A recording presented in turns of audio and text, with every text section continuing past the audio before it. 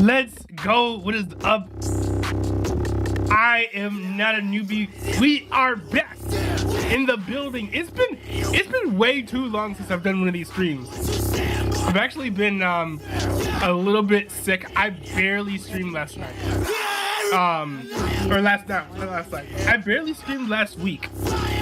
Like I literally, let me turn this down on my end a little bit. Like I literally, I streamed while sick, like for just like one, like just a little bit, and then I was like, I can't do this. Like I tried. Why is the contrast like? I feel like the contrast is neutered. What happened? I thought that or was it the? Let's see. Oh hey, official Mike, what's up? 120 views? On what? What are you talking about? What do you mean? 120 views? Dude, like, this is sometimes, like, I feel like some people in, like, different chats, they, like, don't speak, like, English. Or it's like when you say something in chat, like, they like the whole sentence. Because people are like, I don't know. Especially, it's worse on Twitch. You guys are pretty good. You guys are pretty good in my chat about speaking not in fragments or like actually like saying what you mean. You guys are usually pretty good at that. Hey, Sam, what's up? Oh man, I was just talking about how like I have been like, let's see here. I have been sick for like the whole like past week. Actually, hold on, give me a second. I'll be right back. You do something. Oh, it's your welcome to China video. Oh yeah. I know you've been working on it for a bit. Eli, that was so hard. That was crazy. I'm gonna turn my lights on. That was so cool. So let's see. But I know like I have not been streaming for a while. Oh shoot, is that saturation too much? Let me know in the chat. Said in the chat. My channel. Let me see here. But my videos, but that's okay. Let me know what you guys want to talk about. Wait, your channel? Your channel can never be revived after privating all my videos, but that's okay. Why did you private all your videos? Also, if you guys haven't been paying attention, on my Discord, I now do watch parties. I'm gonna stop the music. Excuse me. I'm gonna stop the music because I can't hear the TTS. It's the music is too loud. By the way, if you guys are like don't know or have not been plugged into the Discord, first of all, join the Discord. Second of all, I've been doing watch parties. Like, I don't know. It's been like almost every night actually. I was rewatching all of Succession. I did that. Now I'm all caught up on Succession, and oh my goodness, man, can we talk about this season of Succession? I really want to. Said in the chat. But it's a medium to long story. Let's see here. Who was saying? Oh yeah, but anyways, we're watching more shows. So I'm watching season 6 of Rick and Morty on my Discord basically every night. Now I'm also thinking about watching Rabbit Hole because I am interested in seeing if that's good. Let me know if you guys want me to do it, and I'll try to get the credentials to watch it on stream. But yeah, that's the whole thing. TV. I'm a big fan of TV, and it's a crazy week for TV because just because the latest episode of Succession was phenomenal. Wait. Oh, it's a medium to long story why you privated your videos. Okay, I wasn't sure. I was confused. Wait, official Mike, what Christian meme did you see? Why are you... Wait, Mike, are you okay? Like, you've been speaking in fragments this whole time. But yeah, ISM, we are doing the stream. I do want to have you on to talk about the whole Trump thing, which maybe we can get into in a minute. I did want to do some reaction, like just like reading some chat before we did that because, you know, I just haven't been live in a while. So I wanted to make sure that I, just checked up on y'all, wanted to hear what you guys wanted to say. I made an attempt to get back into TV since I came from ATM. Watching TV? Then you should hop on. Mike. Let me see here. I posted it in the Discord. Wait. ISM, you're getting back into TV? You should join us for the watch parties. Because we're watching TV like almost every night. Or you can host watch parties in the Discord too. But I do typically watch TV kind of late. Like, earliest is like 11 p.m. Eastern time. So usually it's like I'm completely done with the day, and watching TV is like the last thing I do. If you know, my Mike said you posted in the Discord. You posted the Christian meme. Mike. Where's the Christian meme? Said in the chat. I'm dreading tomorrow cause I get the organic chemistry midterm back. The course where sanity comes to die. Where's the Christian meme? I have no idea where this Christian meme is. Ism. Said in the chat. Whoa. In the Discord? Official Mike. Hold on, let me see. Said in the chat. Official Mike said I'm dreading tomorrow because I get the organic chemistry midterm back. The course where sanity goes to die. Yeah, I mean, hey, you did the hardest part, which was taking the test. You know, like, I mean, I guess reading the results might be difficult too, but I mean, all you have to do really is just read the piece of paper. You are, especially if you pass it, you're like halfway there, so that's fine. Said in the chat. Yeah, it's on Instagram in religion. Oh, in religion. Official Mike. If you wanted me to react said to in it, the chat. I sent the wait link. a second. If you wanted me to react to it, you should put it in the react request. Said in the chat. Okay, on what's I this? have early classes, so I go to bed pretty early most days. I've seen this. You know, this is so true. Love each other. This is so true. Which is why Jesus literally had to tell us to love each other. Love our neighbors as we love ourselves. Oh, who's our neighbor, Jesus? And Jesus is like, come on, bro. Like, we have a natural propensity to not like people who disagree with us. And Christianity is a religion where it's not like, you know, you have to, well, I was going to phrase it very terribly. Christianity is something where Christians are encouraged to read the scriptures for themselves and interpret it for themselves. And that's, you know, oftentimes results in tons of people having different beliefs about what the Bible says and means. So that's why you have so many different denominations. And with all the disagreements, you know, people naturally have a propensity to not like each other if they disagree, especially if they disagree strongly. And so said in the chat, that's where you get the cats fighting. Hey Giga Chad, you mentioned yesterday you would react to the Trudeau parody today. Oh yeah. No, I'll react to it. Is it in? Oh, let me see. Is it in the react section? Oh, let me see. There's something weird going on with my mic stand. But let me see. Is it in official Mike? Is it in Reacts? Said Hold on, in if it's in Reacts, I can go ahead and pull it up. There also was a comment on that Instagram saying Catholics vs Protestants are the cats. Oh, exactly. I mean, theologically, there are grounds for that. If you take official Catholicism, and maybe this will be. Maybe another this will one start said when you commit premarital paw holding. Let me see here. Hand holding. Maybe. Let's see. Okay, hold on. And maybe this will, you know, trigger some folks or something.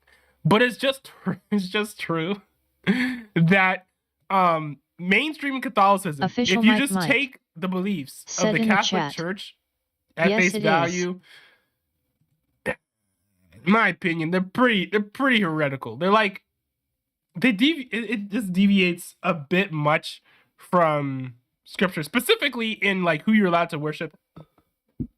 Like, there are saints who are like venerated that you like pray to, and there's just no scriptural precedent for praying to or worshiping like dead people. Like, it's just not, you won't really see that in the Bible. Okay, there's one instance, King Saul, where he used a necromancer to raise up, you know, Samuel.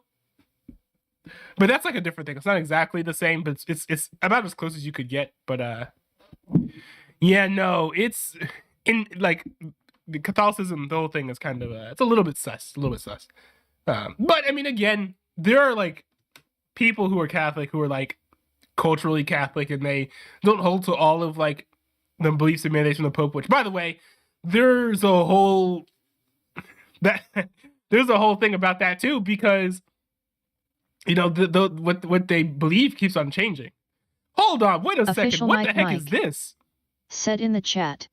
What the heck is this? It's called idolism. Wait. Why is it that autoplay is off when I'm scrolled all the way up here, but when I scroll down, it turns on?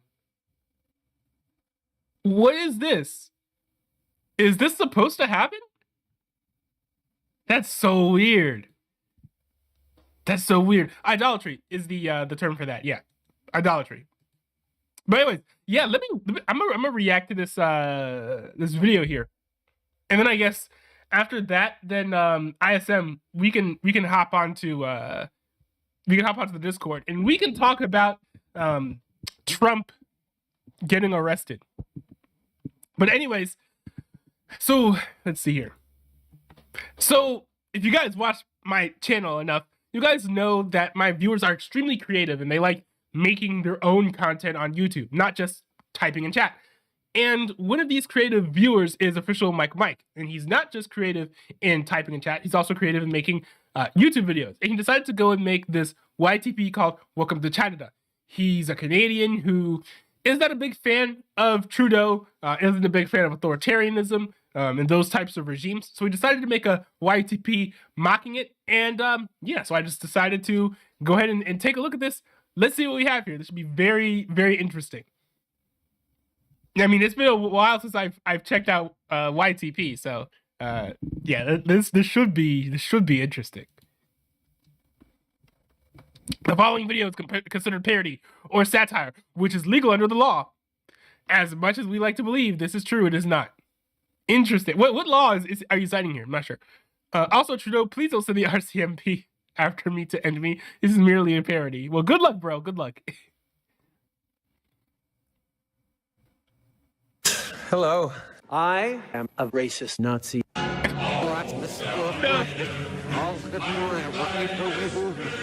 Oh, hold on, wait. I gotta turn off the closed captions.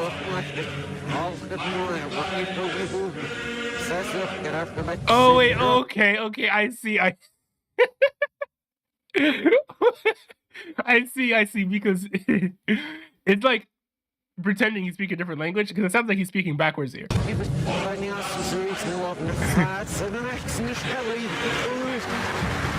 Oh man, this is that slash fanfic. This is that slash fanfic of Justin Trudeau. Honestly, probably knowing Canada, Trudeau is probably happy to be shipped with a man. Like, bro, if you told me that Justin Trudeau had like a crush on like Dylan Mulvaney, I would not be shocked. I'll keep inflation to keep the Canadians at bay. I will never help them out, just like China. I mean, true, very true. A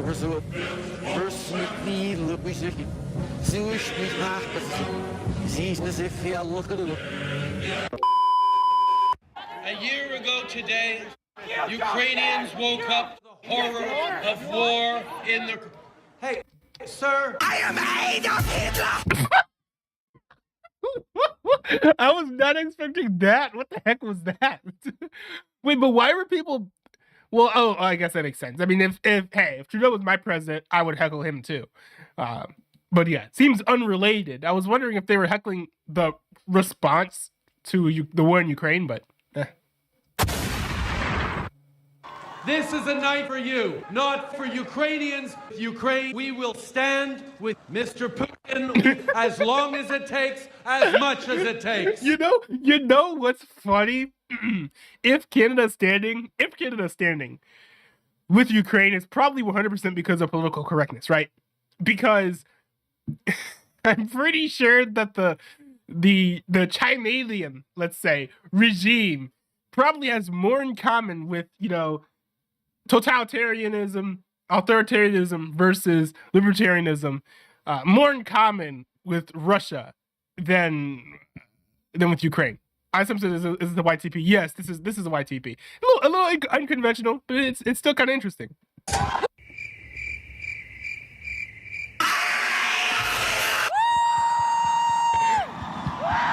Mr. Putin. Yo, the guy. Okay, never mind. I gotta let this run.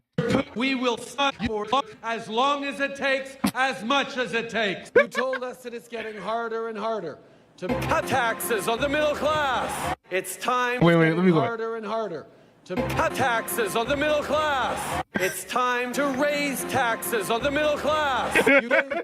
Yo, the thing is, whenever politicians, I'm pretty sure that that he was saying, we're gonna raise taxes on the rich. But whenever they say that, generally they're lying. They're literally probably going to just sorry, shoot, I lost. Why did I lose my train of thought? Usually when they say that, they're not actually going to only cut taxes on the upper class.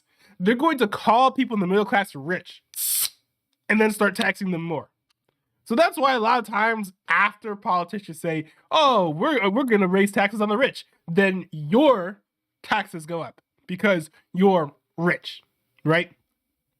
Give me a day in my ass.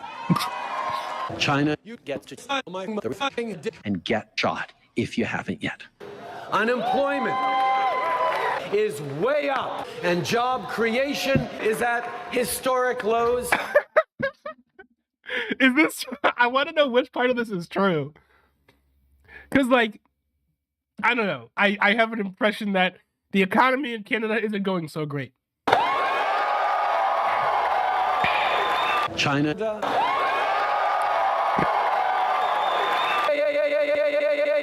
Always so great to be back at my grandparents' house. What? Welcome to the Cum Zone. Only come inside anime girls. Quivering clit, double-jointed pussy. Dude! Do you guys really think that he is straight enough to be on with that agenda? Yo, I mean, Trudeau's like to the left. So I feel like this is not too far. This is not too far. I'm gonna go with this. Okay? Trudeau is to the left. So if he's going to be on board with sexualizing anime girls, they would have to be underage. I'm just okay. All right. Bro, what the heck is that? Is that meth?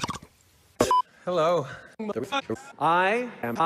Canadians are retarded because I am Prime Minister and You know what's funny? From what I've seen, he actually believes that, which is like pretty sad. don't let anyone tell you any differently. You want a Prime Minister that knows how to every day growing the creating jobs. You want a government with a vision. I said, is he actually gay? I don't know if he is. I'm just making fun of him. He's not the best a man can get, I think is one way to put it. He's not particularly strong male leader material, at least not the archetype anyway.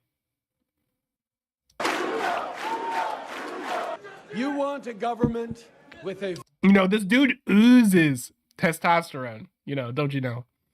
vision and an agenda for this country. Last week, I met a young mum in St. Catharines, Ontario. She practices the Muslim faith. She said something that I will never forget.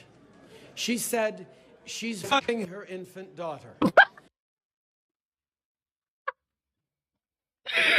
Yo!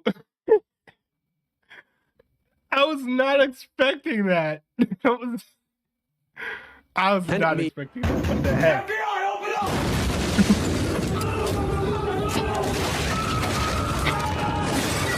I, Prime Minister. I'm sorry.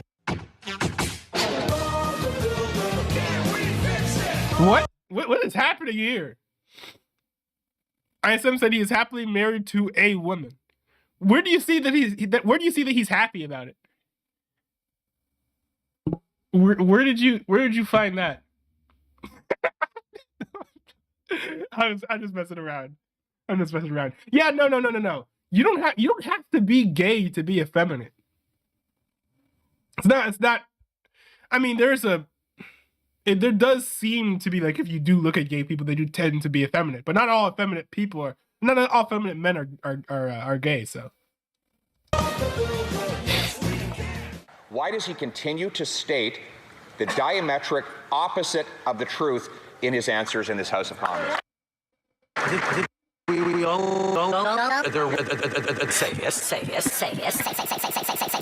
A vision? What? Why did the Prime Minister engage in this House of Commons? Mr. Speaker, I think we all understand how important. Yet he has been and continues to say exactly the opposite. Why? Hold on. The joke is that you can't arrest the prime minister no matter how many crimes you commit. Is that true? Is that true? Then maybe, just maybe, Canada has not as much democracy as America does. Because Trump got arrested, and that is what I'll be talking about with ISM later today. Good segue to promote a later segment in the stream.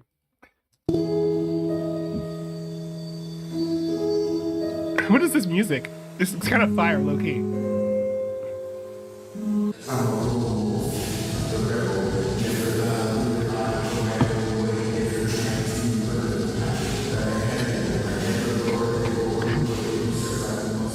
Where did you find this music? Yo, that's kind of fire. I said I'm pretty feminine, but not gay. Exactly. Craig is very much the same way. China. 我在北京。Yo!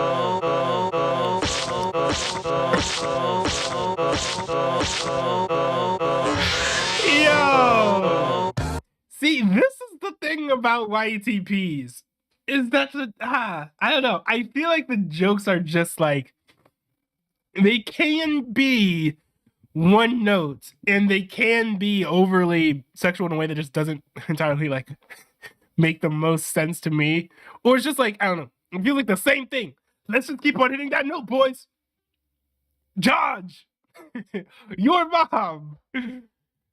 Oh, just to go on the least edgy jokes. But it's still fun, and I still respect the editing that goes into it.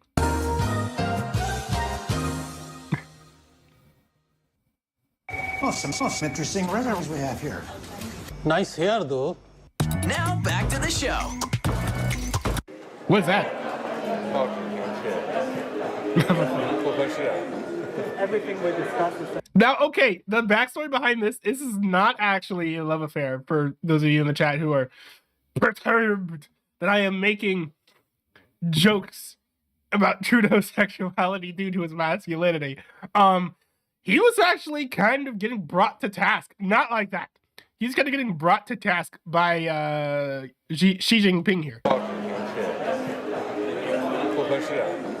everything we discussed is then leaked to the paper. That's not appropriate. Yeah, so basically he was like saying something about his relationship with he was saying something about China, and the Chinese dude did not like that. He was mad.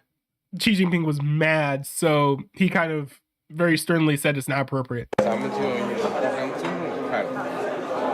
Oh, I get the joke. The joke is that what was leaked to the press was stuff about their relationship. That's funny.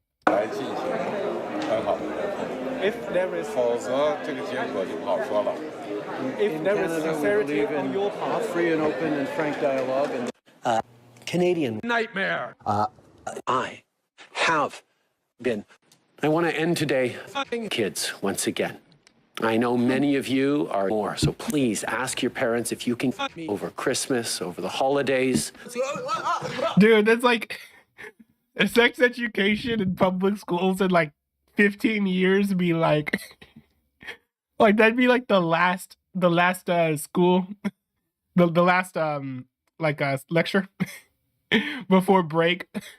So yeah, ask your parents if I can come over, if they can come over to my house. Anytime over the summer, I'm free. I'm still single. Please ask your parents if you can over Christmas, over the holidays.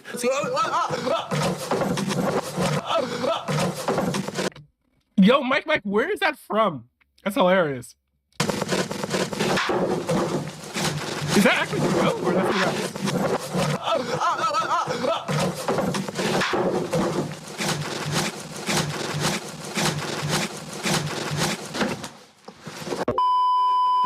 My message to you tonight, my fellow citizens, is simple. Fuck you, retard. You will be at the heart of this new government. Know that we can serve at the heart of this new government. You should all be very proud of yourselves. And if you did not vote for us, fuck you, you get to fuck my mother fucking dick. We will stand up for our team to keep moving forward. I hear you when you say that we can only move forward if I Have sir, on Twitter. because for all the mistakes we've made, we remain hopeful. Hopeful that we can do all the mistakes we've made. Is that why they were leaving? Now we know why they were leaving. My grandmother spent the last years of her life fucking my dick around the clock every single day. Yo! How many of the same jokes can you make? Editing is fire, don't get me wrong. And I like, of course I am a fan of your political bent to an extent, official Mike. But I don't know, I feel like this is just a bit monotonous. Because I am Prime Minister. Climate action. In fact, as all of you here at Globe have known and led on for over 3 decades, protecting the environment actually unlocks economic opportunity. True. The question is not whether we keep going on climate action. The question is whether we keep going on climate action. Because if 666 has shown that climate action is the path forward, 666 have shown protecting the environment is expected to be in the trillions. There are still politicians who insist that climate action should wait for another time, another place. We keep going on climate action. We put a price on pollution. Yo, I'm sure that's how he listens to dissenting citizens. Right across the country with catastrophic sanctions on Canada and dictatorship. People ask me how this will end. We must now set our ambition even higher. I am on stage tonight for one reason and one reason only, because you put me here. In this election, 1,792 went in my mother's house. Again! That His mother is a busy woman. is impossible. But this year is different. I vote for the motion.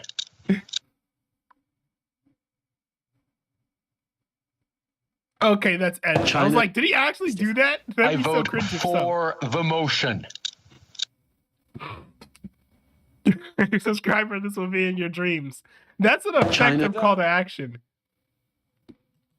Yo, if I fell for that, I would totally subscribe, because I would hate to see that. In my dreams, at least. In my dreams. Let's see. It's actually true about them. It is? That's a lot of it's very that's very busy. That's a lot of activity. There's a lot of activity. Well, he did the actual video? Wait, hold on. I'm not sure. Wait, what video are you talking about? The video for where he fell down. Interesting. You have to send me the link and I'll react to it sometime. Okay. So before I get ISM, if you're free, I still want to hop on the call with you. Before we hop onto that, I do want to react to something that happened earlier today. So one of my favorite streamers is Myth. He's probably like maybe my second favorite streamer. He'd actually be my first favorite streamer. We did just chatting content more often. I'm a bigger fan of that. But I like popping into his chat and being sarcastic and saying sarcastic things because he doesn't always get it, which makes it even funnier. And a similar such situation happened earlier today because I was, taking a nap because I wanted to make sure that I was ready for my stream. But before that, I decided to just pop in for a second, watch some Myth, And this happened right here. In my opinion, it's a pretty hilarious sequence of events. What are you playing today? I think like Until Dawn or some shit. So he says, so someone in the chat asks him, what are you playing today? In the title, it says, playing Until Dawn today. The answer is in the title, but he's saying, what are you playing? As if there's no way to tell what he's going to be playing today. Do you just read the titles of the videos at the very least when you're watching it? And I thought that was kind of silly. So I decided to have my own response. I gotta plug in my PlayStation though. I just gotta get out of this chair and plug it in. Hold on, my reaction comes here in a second. I gotta plug in a few cables.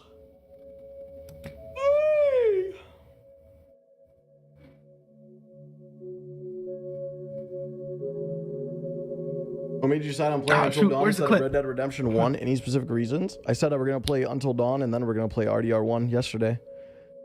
That's been the plan, Stan. Oh, here we go. Here's my comment.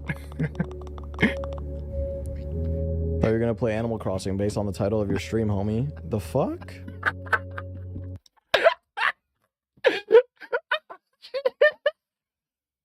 I was 1000% being sarcastic, and the dude did not catch it at all. The whole point of the joke is that you're just supposed to read what the title is, and you'll see what Myth is playing. Oh goodness! But it was all in good fun, and people in the chat afterwards. Bro, how the fuck? People in the chat afterwards started. You rocking new entrance music this weekend? Understanding that I was being sarcastic, and they all started laughing in the chat, sending you're in a like weird ass person, IMO. I don't think that's true. Emojis. So it worked out. Yes, listen, people label everything as drama. The sarcasm, bro. He's joking, right? What titles he reading? Oh goodness. That was a fun moment. That was a fun moment. But my mic said, "How was the YTP?" It was good. It was interesting, but see, YTP humor is just not my type of humor. It's just not my type of humor. So I can't. I'd be lying if I said I was like 1000% on board with everything in the video, or I was like a big fan of it, just because I'm not a big fan of that style of humor personally. So, oh, hold on, what's this? Wait, you found the clip? Justin Trudeau falling down the stairs? La vie est trop importante pour prendre. Okay, I don't speak that language. Let's do auto translate into English, which is the language I actually happen to speak. All right. La vie est trop importante pour prendre au sérieux. On a un escalier, on peut avoir une démonstration? Aucun problème. Non. Oui. Oui? Oui.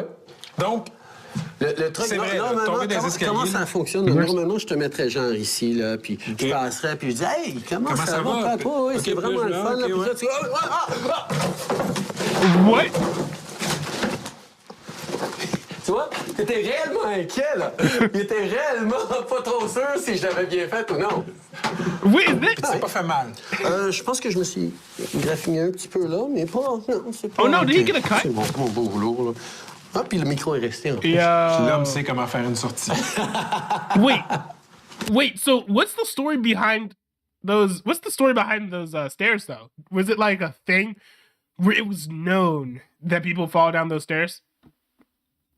Oh shoot! Wait, hold on. I didn't rate your YTP out of 10.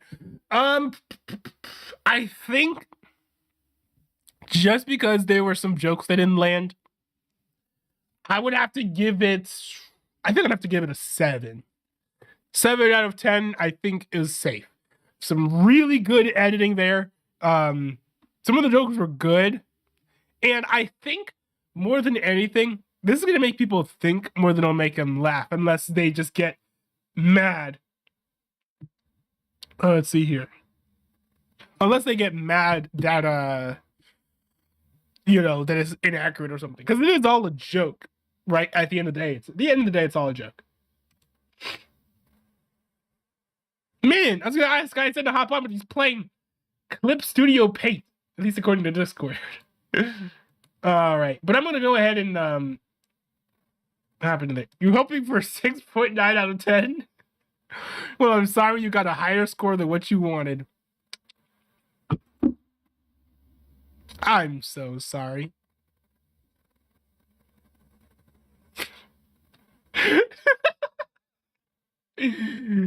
All right, I'm hopping into the When Revolution breadline. And let's see. Yeah, I said whenever you're ready, just hop in. Because I'm ready. But in the meantime,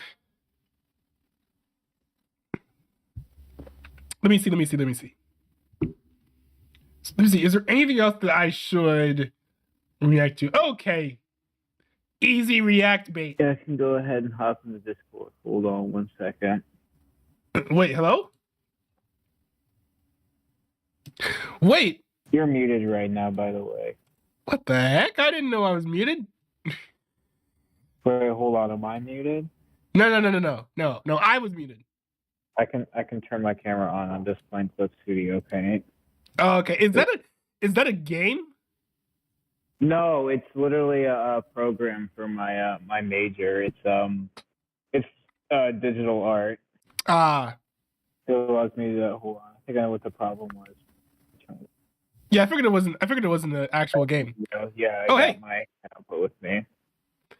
Oh, hey. So we all know that Donald Trump has been arrested. You know, he's free. You know, but Fun fact about that, like before I get any further, when I actually found that out, because like, granted, I was in Costa Rica for a whole week, and they're not a very like political country either. Like in Europe, if you go over there, like people always want to know what you think about the circus that is U.S. politics. But in like Costa Rica, they don't care about any of that, and like no one was watching the news or anything like that. So I was completely oblivious to U.S. politics for a whole week. And then when I get back, like, well, first I was saddened about, the gun violence in this country. But then I saw that, like, Trump was arrested. I'm just like, what? I'm sure that kind of balanced it. That helped balance it out, didn't it? I'm sure. I mean, I don't know if I was, like, happy about it. I'm just like, wow, like, where was I? Well, how did you... Wait, how did you... Oh, Mike said, hey, Izem, in the chat. Wait, so how did you feel about, like, the indictment? And I guess how you feel about the indictment and how you feel about the charges could be, like, two different things. I think I was satisfied with the fact that he's not above the law like he always says he is. Because, like, no matter what he does, it's like he never gets held accountable, but it's like this actually went through. I'm just like, wow, so like it actually happened. You know what I'm saying? Well, he's never said that he's never said he was above the law. He did say that he could shoot somebody and people still vote for him.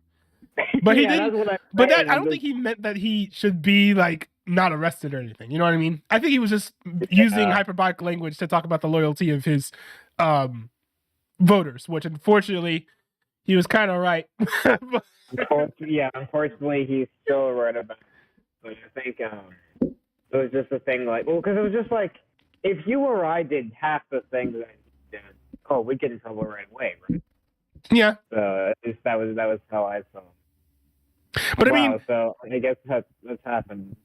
Yeah, and it's interesting because I do think there are always crimes that go ignored or unpunished, and so whatever they are, I think it depends on like how what the government's perception of you is and what your class is.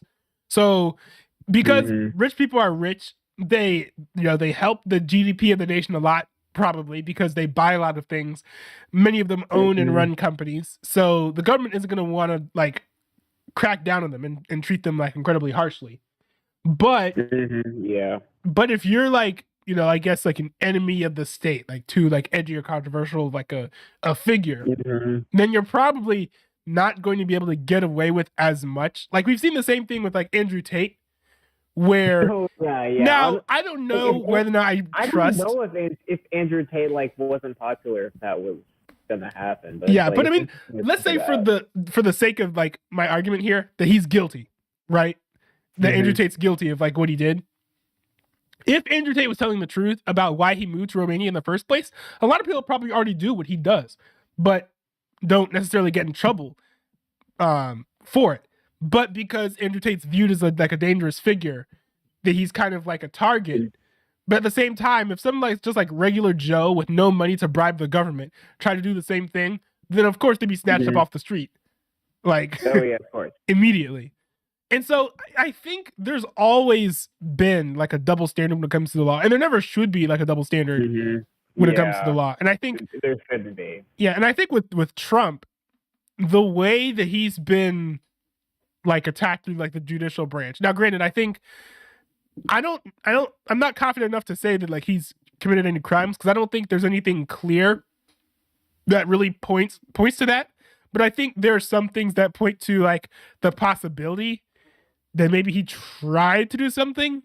So I don't think that people should just like not examine everything that he's done. But there are certain things where it's very clear. What it is that he's being held accountable for? Wasn't it? It was hush money from a porn star, right? Which isn't illegal. I'm not sure how it works, but like I don't know anything about the case. I'm just like, okay. Now people should have held him accountable for that by not voting for him. That was even a thing. But like, I think the thing was that I heard. Obviously, this is not the strongest case, and I think the reason, because it was Stormy Daniels who's the one charging Trump for it. So I think that's like I'm saying, like, oh well, you can't really say it's a political witch hunt because like Stormy Daniels, a porn star is obviously not a political motive. I don't think there's political motivation there. And I think the thing was like I think a lot of people were just like scared to be the first one to charge Trump with anything. Because the big one obviously is the Georgia phone call, the one with guys, I just need 11,780 votes. Just right. Find me. I think that's the one that people wanted to charge him for, but no one wanted to be the first to do so. Yeah, that one seems to be the clearest case of potential criminality, in my opinion. Yeah. Even though I don't know what crime that like I even heard today, it was just like, well, now that this he finally has one like case going up against him, and like now like are these other cases going to start coming forward and just pile up and all that stuff? So who knows? I think that's actually quite likely what could happen. I honestly don't think this like Stormy Daniels case is going to go anywhere, but I think it kind of ignited the opportunity to have other stronger cases against him. But it's absolutely wild that. Yeah, it's crazy because like another thing too is I think it's very clear. It's very clear and like pretty obvious that regardless of whether or not he's guilty of these crimes, the motivation for doing this specifically now is purely political because these investigations are not new, right? Trump's been investigated for quite a while. Initially, when I heard that he was getting indicted for this case, I was like, well, Trump has been under investigation for a while. So I would think that if there was a strong legal case to go after him, they would have brought this up years ago.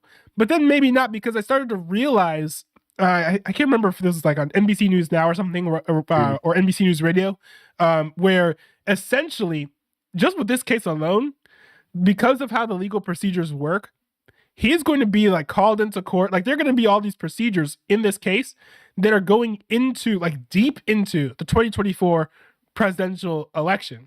It's very obvious that this is wrapping up for. It's not really about whatever this case. It's about having this case come up so that bigger cases can be presented. I think that aspect of just this much is in some way political. Yeah, and I think it's extremely unfortunate because we shouldn't have like a legal system that's acting out of like political, whether it's like political animus or just like motivation to sway a presidential election, regardless of whether or not it'll work in their favor. Because I really think that this is just gonna, absolutely seal the deal for Trump. Because if you have like a victim complex or a martyr complex, the worst thing you can do is make that person an actual victim, and that's like literally what they're doing. So I have a question for you. Yeah. So do you think that this is actually going to like help Trump in like the presidential run? Like the fact that he got indicted? Yeah. Like, do you think so? Oh yeah, absolutely. I think that this probably seals the deal, and I think that whether or not Ron DeSantis runs will be more determinant of whether or not it's hard for him versus whether or not it'll happen. Well, you see, here's my take on that. I think it sealed his deal with the people who, like, literally the people, like, when he could go shoot someone and he wouldn't lose any voters. Like, I think that part is true, but, like, I don't think any normal, like, or just, like, the moderate Republicans or independents, I can't see how this would want them to vote for Trump more. Just, like, he's just falling farther into his legal battle. Like, sure, maybe they're not the strongest or political motivated, but it's just, like, this is only helping for the people that would have voted for him anyways. I don't think he's really drawing in anyone new. It's just like, I'm just like, oh, well, I wasn't a fan of him, but now he's like indicted and now I want to vote for him. Just like, that logic there is a little backwards with thinking that like moderate or independents are just Republicans that I guess would maybe be more for like if this is someone like who isn't cluttered in controversy, like legal controversy and stuff like that. That's just how I see it. Well, I feel like a lot of people from different political perspectives will generally just accept signals that they see from large figures in the public eye who also hold similar ideals. So so what that, like, the conclusion of that, like what that means is basically, if let's say I'm a far right person, which I'm not far right, but let's say I am, right? Then what that would mean is, if I see Nick Fuentes say something, then I'm just gonna believe it. Mark, can you hold on for 1 second? Oh yeah. It's pretty gross. I'm going to take there.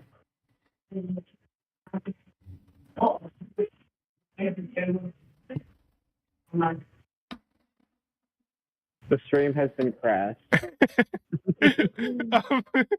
But yeah, so like, let's say I'm a far right person, right? Then I would look at what like Nick Fuentes says, and I'd be like, okay, that makes sense. I agree with him. And so I think on a similar note, and this actually really surprised me, we saw the entire Republican Party essentially unify against Trump right after the indictment. Like we had like Kevin McCarthy supporting him. Yeah, like, we had Marjorie Taylor Greene.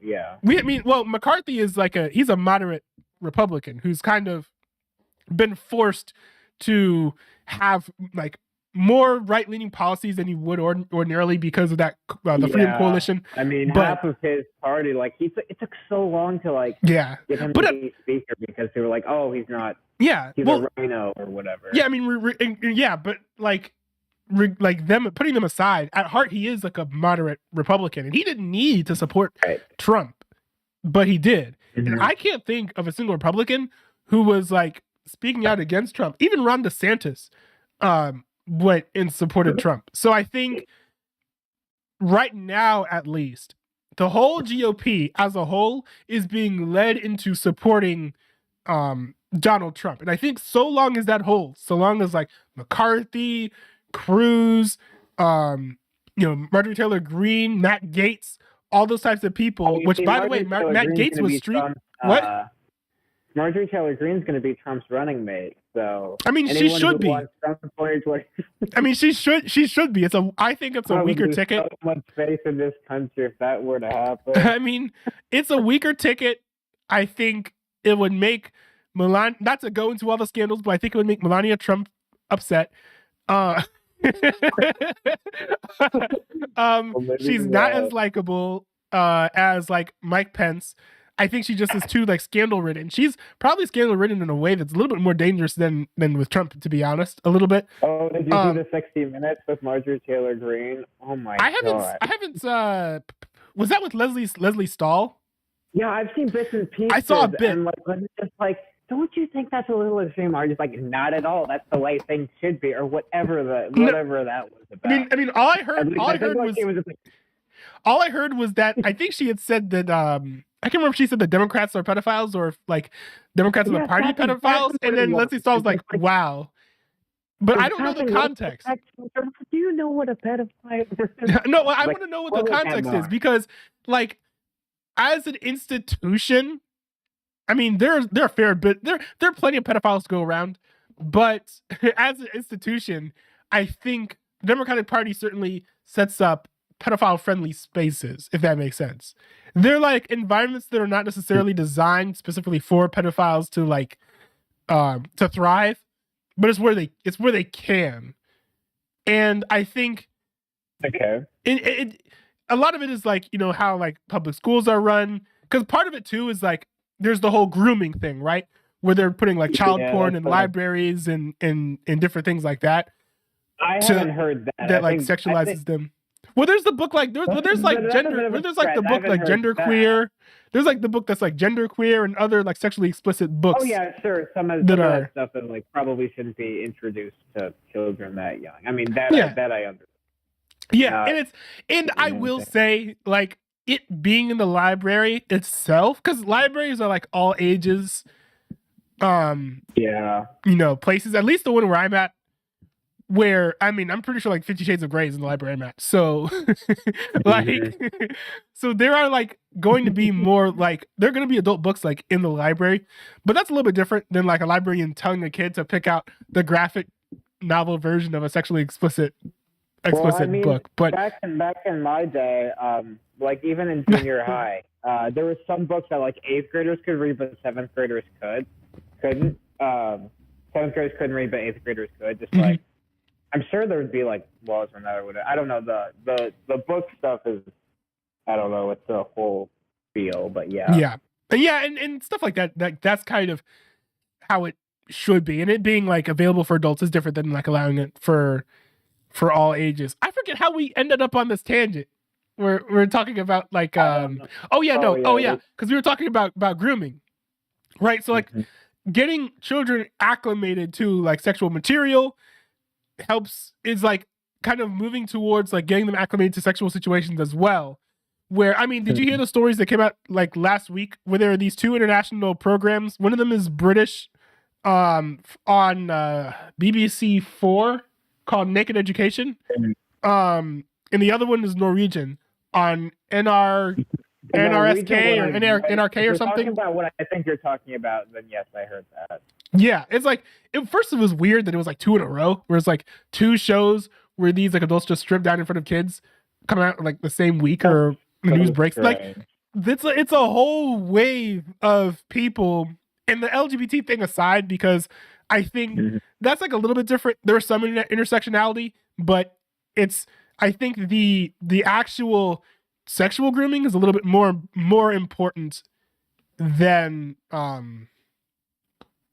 like the I don't know if like indoctrination would be the word, but sort of like the trying to convince children of like the whole like transgender like gender identity ideology thing. I think that's a slippery slope for sure.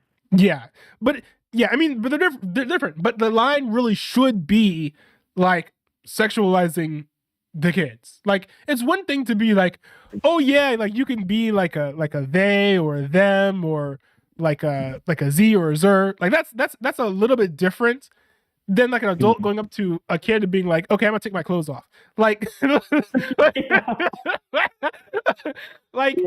some point there has to be like, okay, this is the limit. Like, but I think, you know, our society is not really constructed in a way to accept objective truth. So setting an objective boundary, I think, is going to be pretty hard, even though I think there is going to be an implicit boundary, at least in some cultures. Yeah, it's weird stuff. I don't know if this like I like the defense for that was like, well, it's illegal and like you couldn't do that in America because we have laws for that, but apparently it's different in other countries. I mean, I don't know. Maybe it's just we as Americans think it's weird and they don't, but I don't think it's worth a show. You know what I'm saying? I feel like even it is if weird. A cultural thing. Yeah, it's like I feel like it is weird. I can't even like some things in like other cultures. Like I can kind of understand. Like with Costa Rica, like things that I've learned is like there is no like personal space. Like Costa Ricans are like very like physical. Like they like hugs, they like kisses, and like that's not even like a romantic thing. Just like one of our leaders, like he's married, but he kisses 12 women a day. It's no big deal. It's just their Lucky. thing. You couldn't do that here in the U.S., but it's something I can at least understand that that's how the culture works. But like exposing yourself to minors, like even in that being legal or like a learning experience, I just don't even see the appeal to them. That's where I draw. Yeah, and I think it's stuff like that that would cause someone like Marjorie Taylor Greene to say something like the Democrats are the party of groomers, because generally speaking, you will see Republican pedophiles for sure. Yeah, but you're not but you're not going to see them saying stuff like, yeah, let's strip in front of kids, or let's give them porn, or let's like, tell them to like, do like secret text messages on the side, and let's normalize that. Like secret emoji language. like Republicans will, like, some Republicans who are pedophiles will do that, but they'll never like actually push for that as a societal norm the same way the Democrats. No one's pushing for that. Yeah, no. Well, I mean, there are extreme Democrats who I think, unfortunately, probably not anyone in power, but yeah, and I think it's unfortunate. Everywhere. I think it's unfortunate because I think Democrats. Well, first of all these like far leftist folks don't even represent a majority of the Democrat Party. But I think they've, in a way, captured. First of all, they've captured the kind of like the commentary sphere, especially like online with like Twitter and stuff, because they're very like busy. They're like literal activists. And another thing too is that a lot of the more radical Democrats are in lower ranking positions, like they're like teachers in schools and things, where they're very influential. They impact a lot of people. One could argue that like a teacher might be a little bit more influential over like the future of the nation than like a senator, because that totally makes sense. Because children they're not developed, so like anything that they learn, if they're being something wrong, like that'll be engraved. Yeah. And so I think because this minority, despite the fact that they're extremely radical, they're so loud and they have such control over the national conversation when it comes to politics, that they kind of like make everyone like afraid to stand up like against them, to the point where we kind of have like some like very gross absurdities. Like I think I don't care if this is controversial. I'm just gonna say it. Men competing with women in women's sports is like it's one of those like gross absurdities where it's something that you wouldn't really on face value expect people to like actually take seriously as like just something that should be accepted. But I think a lot of people don't even agree with it, but they just go along with it because they're afraid to be called names. Yeah, and like even as someone who like does like support like social trans rights, I think the thing about the trans sports argument, especially with like weightlifting, like swimming, things that records are being broken because biology. I think that's I draw the line there as well. I don't think it's right. It's I will say, at least to give the activists credit, they do know how to get people to this point, because if we were in like, I don't know, the USA of the 90s and Bill Clinton's president, and some people just went on national television saying, hey, men should be in women's sports, people would be like, what? Like they don't like start there. They kind of like creep over with incremental changes, because then that makes it hard to set a boundary if you're like creeping over slowly over time. And so, yeah, it's unfortunate, but I'm hoping that the Democratic Party, at least like as a whole, the silent majority kind of takes a stand and says, okay, this is ridiculous. Here's like where we like actually are. Because I think otherwise we could get into dangerous territory where like, you know, they are in England and, you know, in Norway, where they're just ripping off their clothes in front of kids. Yeah, that I don't think that'll ever happen in the I just don't, no matter how the possibility of however like far that goes down. That's endgame, you know, once it gets there it's just like where are we anymore? But what do you think the line is going to be though? For Americans? Because I think there has to be a line somewhere. And I think I think parents are starting to figure out what that line is for them in various schools. I don't know if it's become a nationwide movement yet, but I think people are starting to figure out where they stand and figure out how to actually like stand up for themselves. But that's just school. And that's just one segment of society. Like, what do you think as a whole is going to be the line for most people? The line is in like what really progressive idea like as like the farthest that you think like what is plausible to happen, or like how far are progressives going to be able to take the national conversation in society before the silent majority, who never agreed with them in the first place, like stands up and they're like, yeah, no, I've had enough of this. I do think a lot of like just social either trans or what is it, gender non-conforming, I think like gender neutral bathrooms and thing I think are becoming a little more common. Like I go to a pretty progressive school, so like even sometimes I see things like that, which in most places that are respectful, you don't actually see any problems with that. I think that would be something that would maybe not get onto like more like rural conservative areas. But I just think like, especially in just like cities that are just already very progressive, and then you already see some of the trans and non-gender conforming social scenarios happening to where it's just become normalized to a point where there actually aren't any real problems. Like they're just being harassment or misusing places or terms or anything. But I can see that getting to just maybe like a slightly larger scale. I don't know what like big like with high schools, like big high schools actually like the experience of that is like, because I know nothing about like with in like in you don't Illinois, know too much like, about being trans. Yeah. I know, you know, I think when you go to a school as progressivism, I think it opens your eyes to a lot of things. I do think at some points it becomes a little overbearing. But I think it's just become to a point where it's become so common that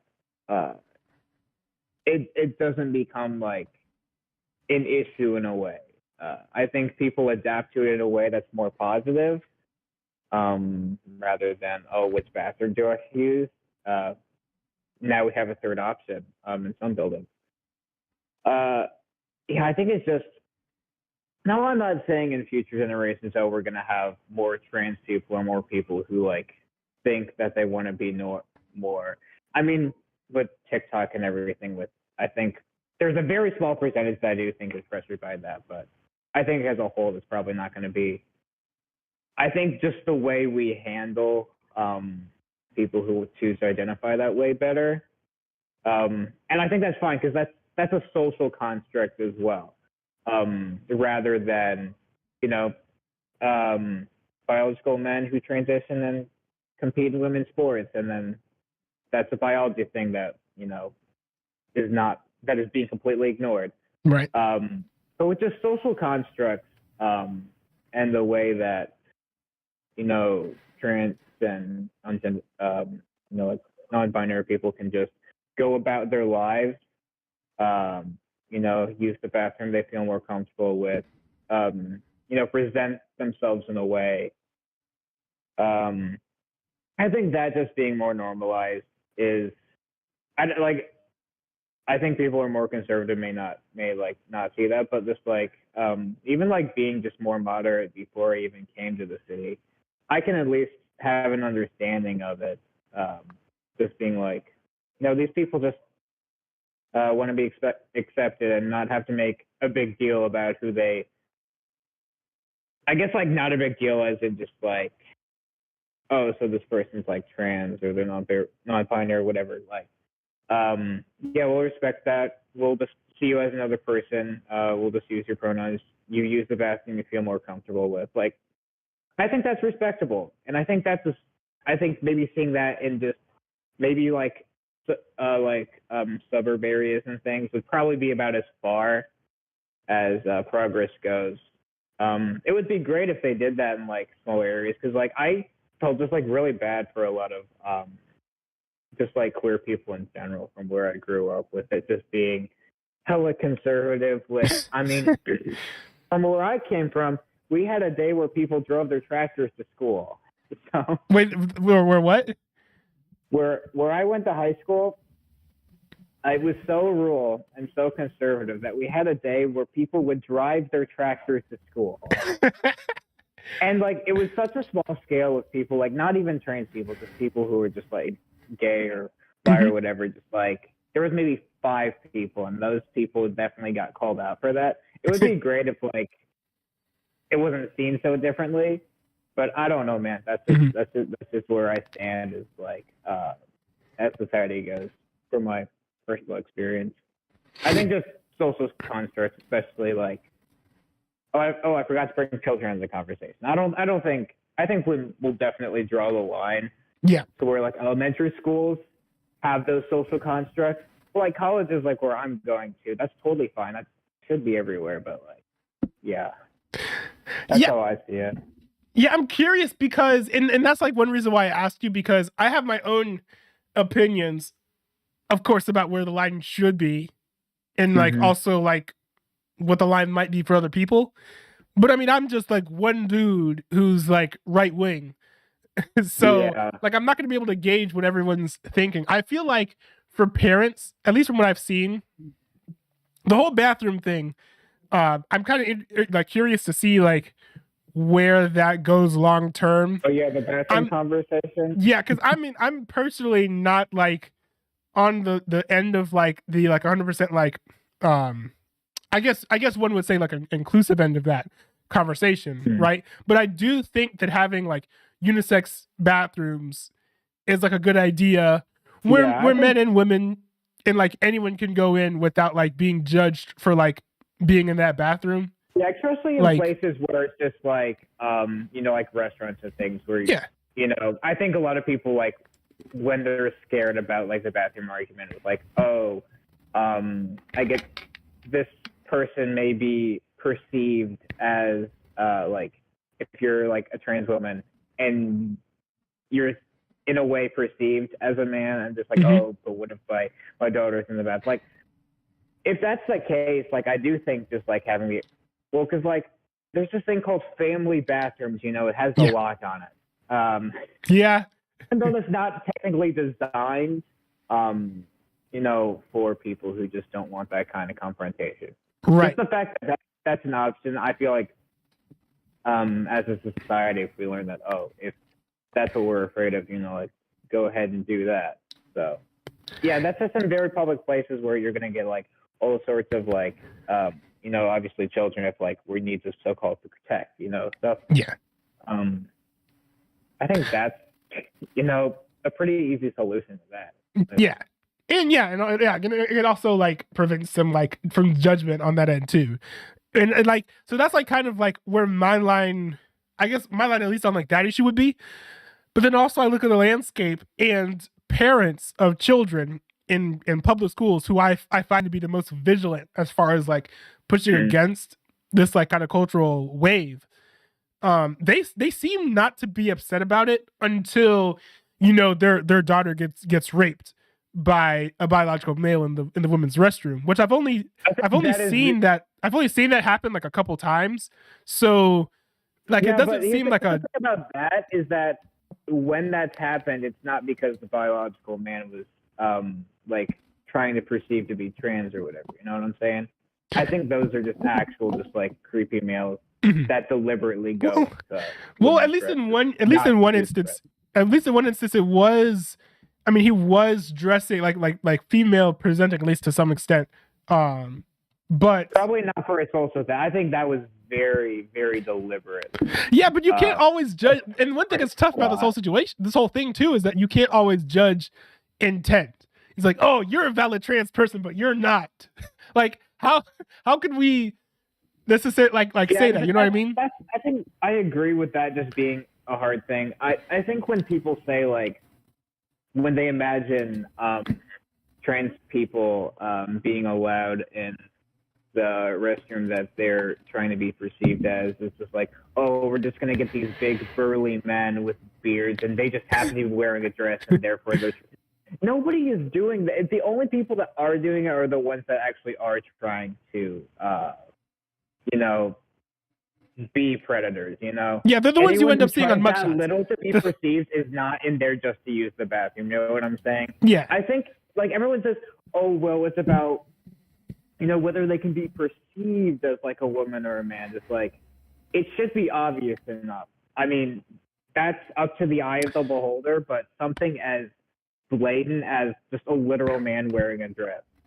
I mean, that's a tough... That can be clear to see. I feel like there's clear examples. But in the LGBT community, that's also like that's also a point of contention though, where people are like, oh, like I shouldn't have to pass, or like I shouldn't have to meet a certain standard in order to like have my gender identity validated. I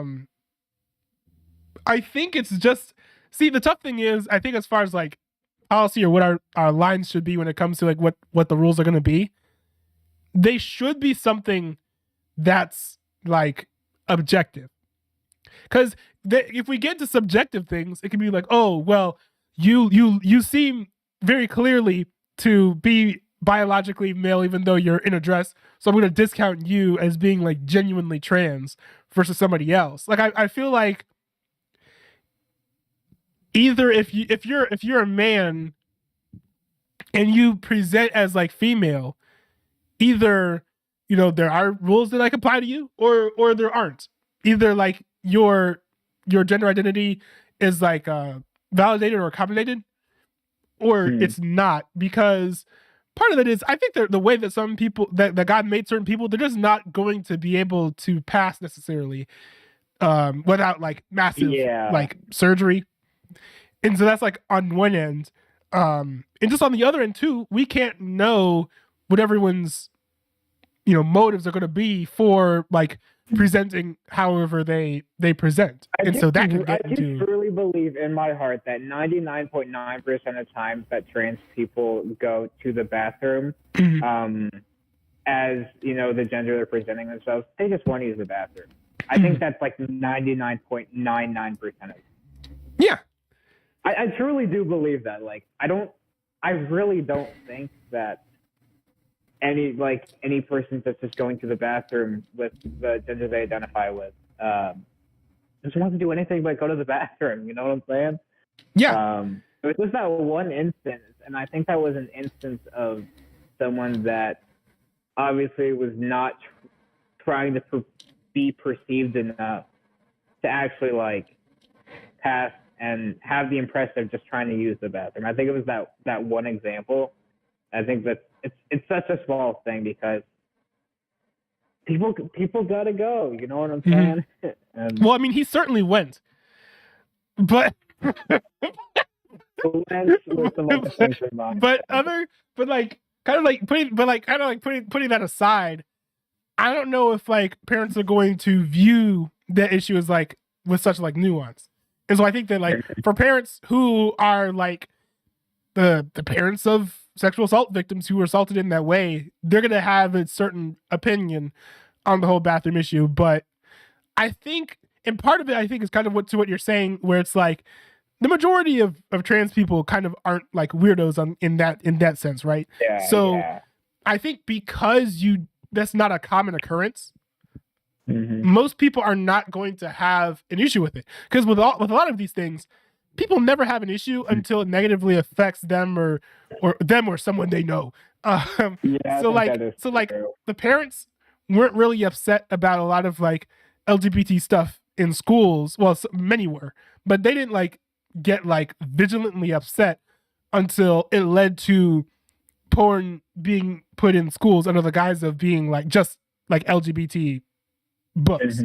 Or people didn't really think too much about the whole like male athletes and female sports thing until women started having like their trophies taken away and things like that. Oh yeah. So until records were being broke. Yeah. And you have like like right-wing rappers like Zuby breaking like records of like female, like what is it, like power lifters or something. So it's tough because like, do you think the line is always going to be for people what they personally experience? Because I think if that's the case, that could prove unharmful because, let's just say theoretically, we're in a scenario now where like sex education teachers are allowed to like strip in front of their students at school. Oh, that like I don't think that would happen. But let's just say, like, for the sake of discussion, right? Are Americans only going to think that's a problem when it happens to their kid? Like, I feel like that would be, that's like not hard to see, but I would hope that that's not where we're at, like, as a country. Like, no, I don't think we're near that, or that would ever happen. Just not yet, because we have laws obviously put in place, Yeah, but it's a very interesting. It's all this discussion. I'm sure we can talk about forever. But on that note, it's interesting. That is kind of, there is kind of part of that within the field that I'm in the sense that Wait, what field are you in? I forget. Illustration. So obviously a lot of art stuff, and I want to talk about this real quick. Okay. Because we were on like the nudity subject. So I have to do some like obviously like traditional art. With like pencil and paper, charcoal, stuff like that. And that's actually my class earlier today. I do have a class where I actually draw nude models. And I was shocked the first time, but like this is a college level class where you're an adult, right? You're not like 3. Yeah, I'm an adult. I'm just like, yeah, we can draw the line here. And it's fascinating, honestly. Like, I should show you my art sometime. But like, it's weird at first, but like that's just a normal thing in my world now. Now, if I was 17, I would probably be petrified. Yeah. But I'm 20 years old. I was weirded out for the first time, but now it's just like, this is just a normal thing. And you know what? I give those people props. But yeah, that's just another art thing for you. Yeah. See, I'm trying to think. But oh wait, did I finish my argument as far as why I think Trump will the whole him getting arrested will help him win? Strayed pretty far from that. Yeah, we did. Yeah. I think the only caveat that I would add is I think it's dependent on mainstream Republicans supporting him, because and it's not just mainstream Republicans too, but also ones who are not pro-Trump. Like Matt Gaetz, for example, is someone who many perceive as far right, but he's like not pro-Trump. Like if you remember during the whole nomination process of what's his name, Kevin McCarthy. Yeah, he was opposed to Kevin McCarthy in part because he wasn't a fan of how Trump's picks in the midterms went, and McCarthy is yet another failed nominee pushed by Donald Trump. So well, you see, Matt Gaetz also stood up and nominated Donald Trump, which I thought was hilarious. I couldn't tell if he was being serious. And I was actually not the happiest about that, but because like, okay, then just vote for McCarthy then. But okay, we can vote for whoever we want now. Like, yeah, let's see how long it takes for McCarthy to act. But I think if he loses, I think the only way that he's put in doubt of winning in 2024 is if Republicans lose support for him. Now, it'll be interesting to see what happens. He's got a lot more support now than he did after January 6th, which I think is interestingly enough. I think that figure's pretty interesting, and I don't know what could change, except for maybe new charges against Trump. But so long as he is like being investigated and is just proving Trump's martyr and victim complex correct, then he's going to be able to galvanize like the entire GOP to vote for him. I think we'll agree that maybe it will help him win a primary, but I just don't think it would help him. And like, I mean, horrible Joe Biden could probably beat him if that's the case. But that's a different conversation. I don't think that Joe Biden could beat anyone. I don't think he could win the Democratic primary if anyone ran against him. Except for Gavin Newsom. I've heard talk of Gavin Newsom, but it's just like the thing is that like or I Beto. feel like it's so 50-50 whether or not Biden runs again or not. And I think if he runs, of course, everyone's just going to be on board because just like it's the easiest thing to do, you know. Yeah. You know, there's not going to be a debate stage or anything if he says run.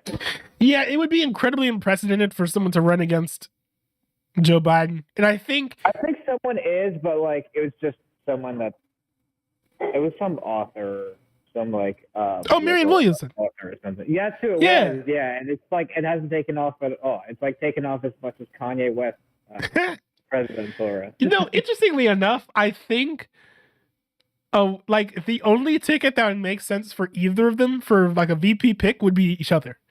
So like for like Kanye, I think a Marianne Williamson like VP pick would make the most sense. And I think vice versa, like Marianne Williamson, a Kanye pick would be the would make the most sense. Making it to the debate stage because every time I look up like who's currently running as like Republican nominee, I don't see his name anywhere. Like, wait, Trump's name? Is he not serious about it? Kanye? Yeah, Kanye. Yay. I think he has not formally ended his campaign, but his entire campaign team is disbanded. I think.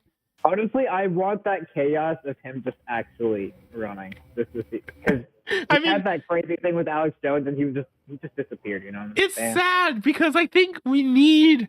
It's sad because I think we need someone like him to run for president.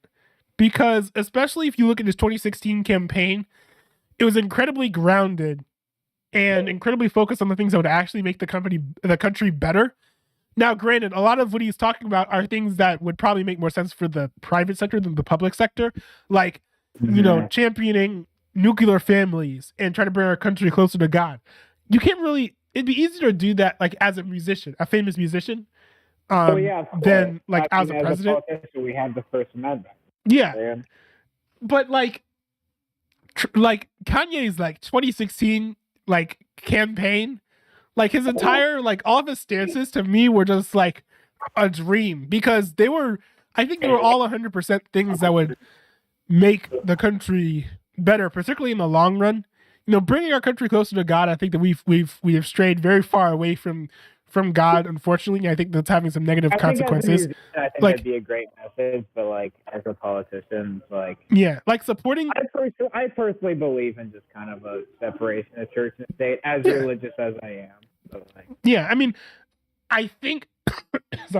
I think, of course, the country would be a lot better if everyone was Christian and if everyone lived in godly ways, but. I do agree in the separation in that the government shouldn't be the ones like making that be the case. Like we shouldn't have a government mandated religion like the like Rome did with Catholicism. So I think to that extent, that's part of why I wish that Kanye's campaign was a social campaign rather than a political campaign.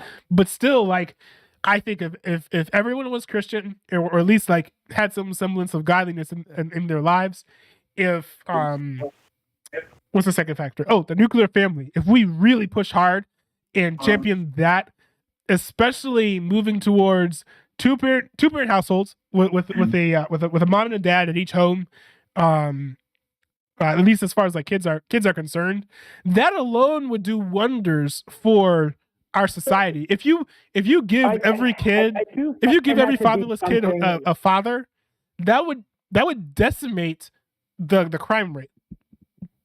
I find that to be kind of a situation where it's just like in a perfect world. Yes. That's what we would strive for. But this is not a perfect world. And I think with the millions of people that live in our country, you know, like, I don't think we can just tell those single parent households, like, hey, you're better off with two parents. Let's make it happen. I don't think it's achievable, you know? What's wrong with that? Wouldn't that be awesome? Wait, hold on. Wait a second. What's wrong with that? That sounds like a wonderful idea. It does sound like a wonderful idea, but it's like, what? Can we make it happen? We can't make, I mean, it's an entirely like social thing. We can't do it on a government level. I mean, we need, see, I hate using him as an example just because he says, hold on, sorry. I'm still a little bit sick. I don't blame you. I've been ill for a while. Today was like my first like well day, like when I wasn't blowing my nose. I was going around. But like, I think if we want to make change in that arena, I hate to use him as an example because he says a lot of terrible things. But we need shoot. My nose is even more stuffed up.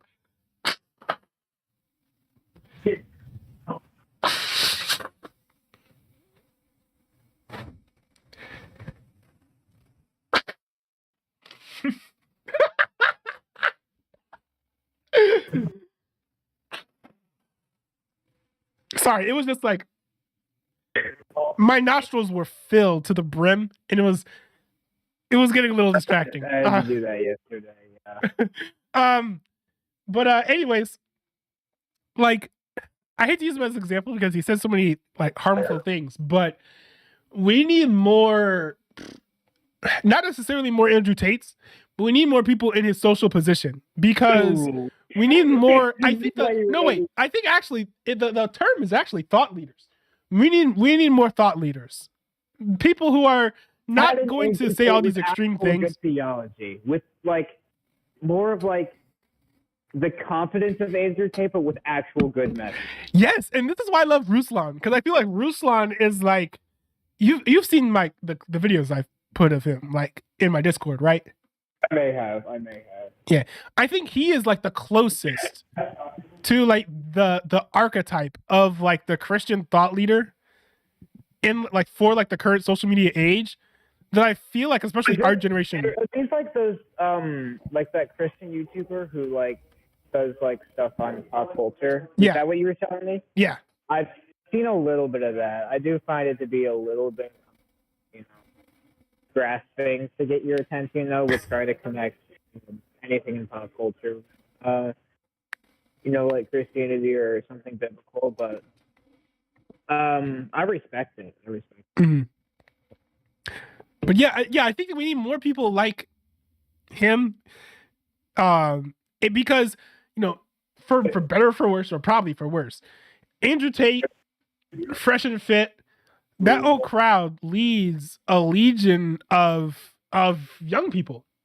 And, you know, on the left, you do see a little bit of that too, with like folks like Hasanabi and stuff. But I think this happens a lot more on the right. But I think a lot of the messaging from the right, especially like the manosphere, is just too toxic, and it's not at all pushing. You don't say. Well, it's not even pushing like the. I think some would say Judeo-Christian norms that would be like helpful. I think maybe heteronormative would be a better way of like putting it, where it's like not necessarily pushing like religion per se, but it's like certain values of like men treating women well. Good views, like good positive examples in views of masculinity and femininity, so that like women don't feel like ashamed of their bodies, but also like men don't feel like masculinity is like an inherently like toxic or bad trait. Yeah, and like there is stuff that exists, but it's executed so poorly. Yeah. Yeah, and it's like if it's so terrible because the red pill sphere that was like just post IDW, because the IDW, I don't know if you're old enough. Do you remember well, you probably are, but do you remember the IDW, the intellectual dark web? What year was that? That was like a while ago. I was probably in early high school when that happened. I think folks of that who are now irrelevant would be Milo Yiannopoulos, Gavin McInnes, some people from that who are still irrelevant or who are still relevant today. Yeah, I think that's not ringing any bells to me. Yeah, I think the only ones who are in that sphere who are still relevant are like Ben Shapiro and Jordan Peterson. Yeah, of course. Oh well, yeah, of course. Yeah, and so they carried on from the IDW into the red pill community prior to like the manosphere red pill community. But it's like that IDW was pretty edgy. Like Milo Yiannopoulos was essentially a shock jock who went on TPUSA tours.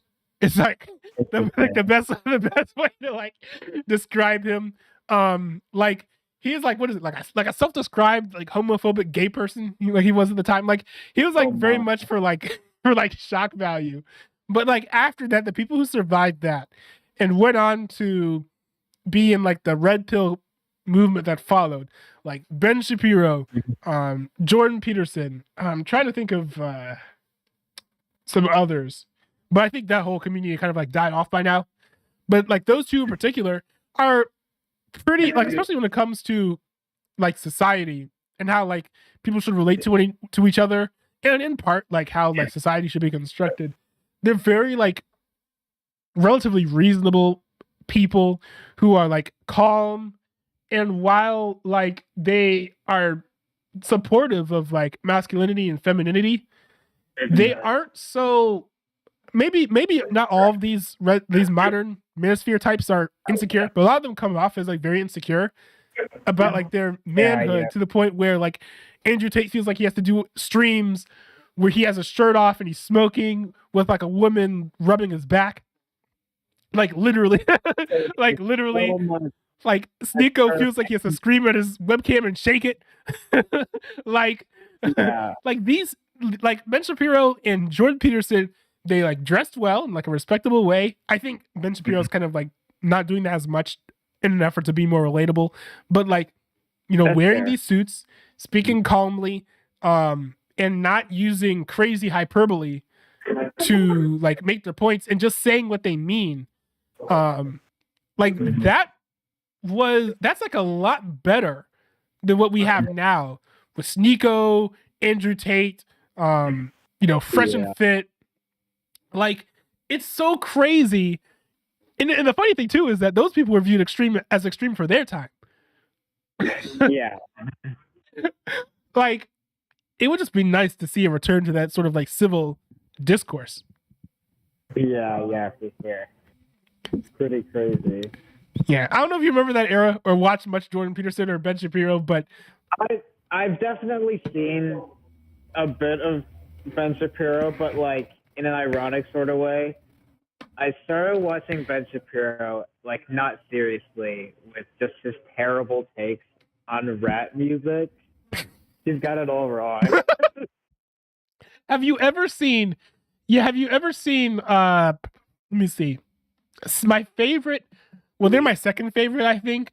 Now that they don't make videos anymore, they haven't made videos for several years. But it's 1791 put out a really good video called Ben Shapiro is Wrong About Rap, just breaking down everything wrong. I've seen that before, yeah. Yo, I miss 1791. Ben Shapiro will say something really smart, but just like he looks at pop culture and it's like, I don't get it. Yeah. I miss 1791. They were by far my favorite YouTube channel. They basically got shafted by YouTube because they were right leaning. I can't remember what it was exactly that they said that set YouTube off, but they demonetized them, stopped promoting them, and their videos are very expensive to make because of the high level of like visual, like artistic quality. I'm sorry, what? That is true. Wait, what did you say about Ben Shapiro? Oh, you know Ben Shapiro's sister? Yeah. Classically, yeah, there's weird. Yeah, I think. Wait, I think I reacted to. Let me see if I can find it. If I can find it, I'll put it into the Discord. What's her name? Abby, classically Abby, because I know that. Gosh, what was it? It was Ready to Glare, who I know you've seen from her videos before, did something about classically Abby about her terrible takes on like dressing modestly. Well, let me see.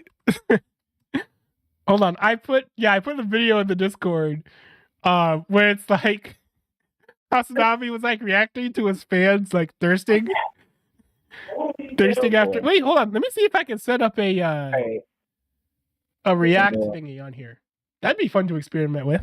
Oh no. Wait a minute. Could I do a React thingy? Oh wait, let me see. Let me see if I can pull this off. So that would be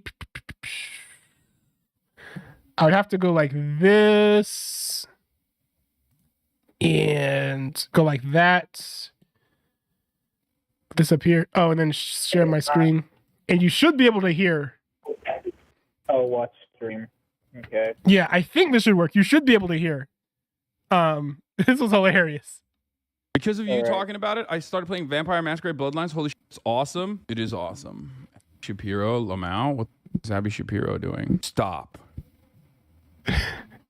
Is this a joke, dude? Are you serious? Feeling beyond grateful today. Today I'm making my first breast milk donation to families in need. It's such a huge blessing that I was able to produce enough for my son and for others too.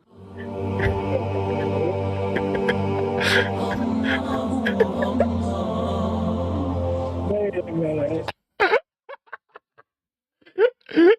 I feel very conflicted about this. Like, I think this is a nice thing that she's doing. It's great. I don't want to cover that, okay? I'm glad that she's got enough coverage for the whole town, okay? I know why you sick, twisted freaks want to talk about it. Honestly, chatters, like, you... This is what I have to say to you, okay? All of you need Allah, okay? You need to stop posting on TikTok. You need to read the Quran. All of you need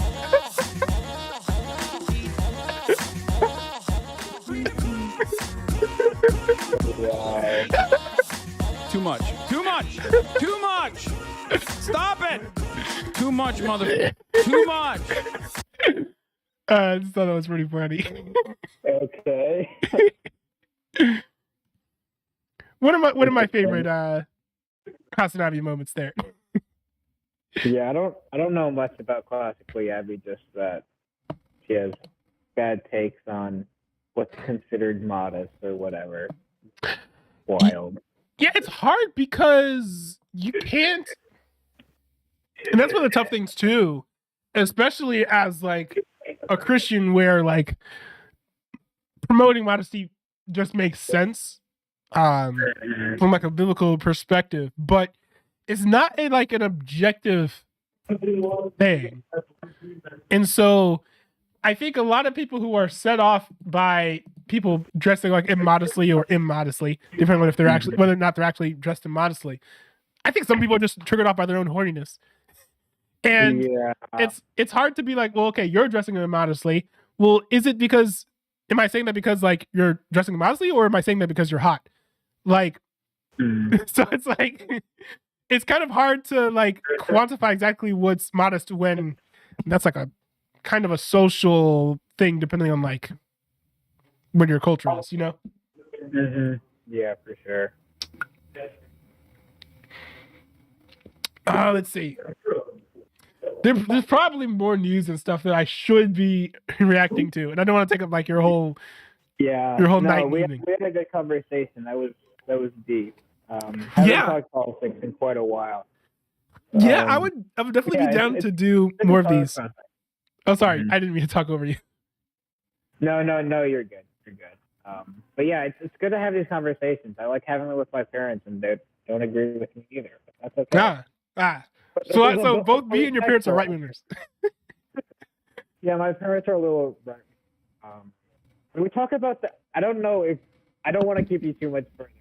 Whole Bud Light situation. Yes, that's sad. I'm actually more upset about that from a marketing perspective than from a wokeness perspective. No, I just thought the funny thing about that. I brought this up with my parents because we were listening. I'm sure you know who Kid Rock is, right? Mm-hmm. I think some of his music is okay because we were actually listening to it earlier. And it's like, oh, speaking of Kid Rock, did you know that he went out, bought 3 cases of Bud Light, took his AK-47, and then just shot down 3 cases? And that's it. Bud Light. Wait, did he buy it?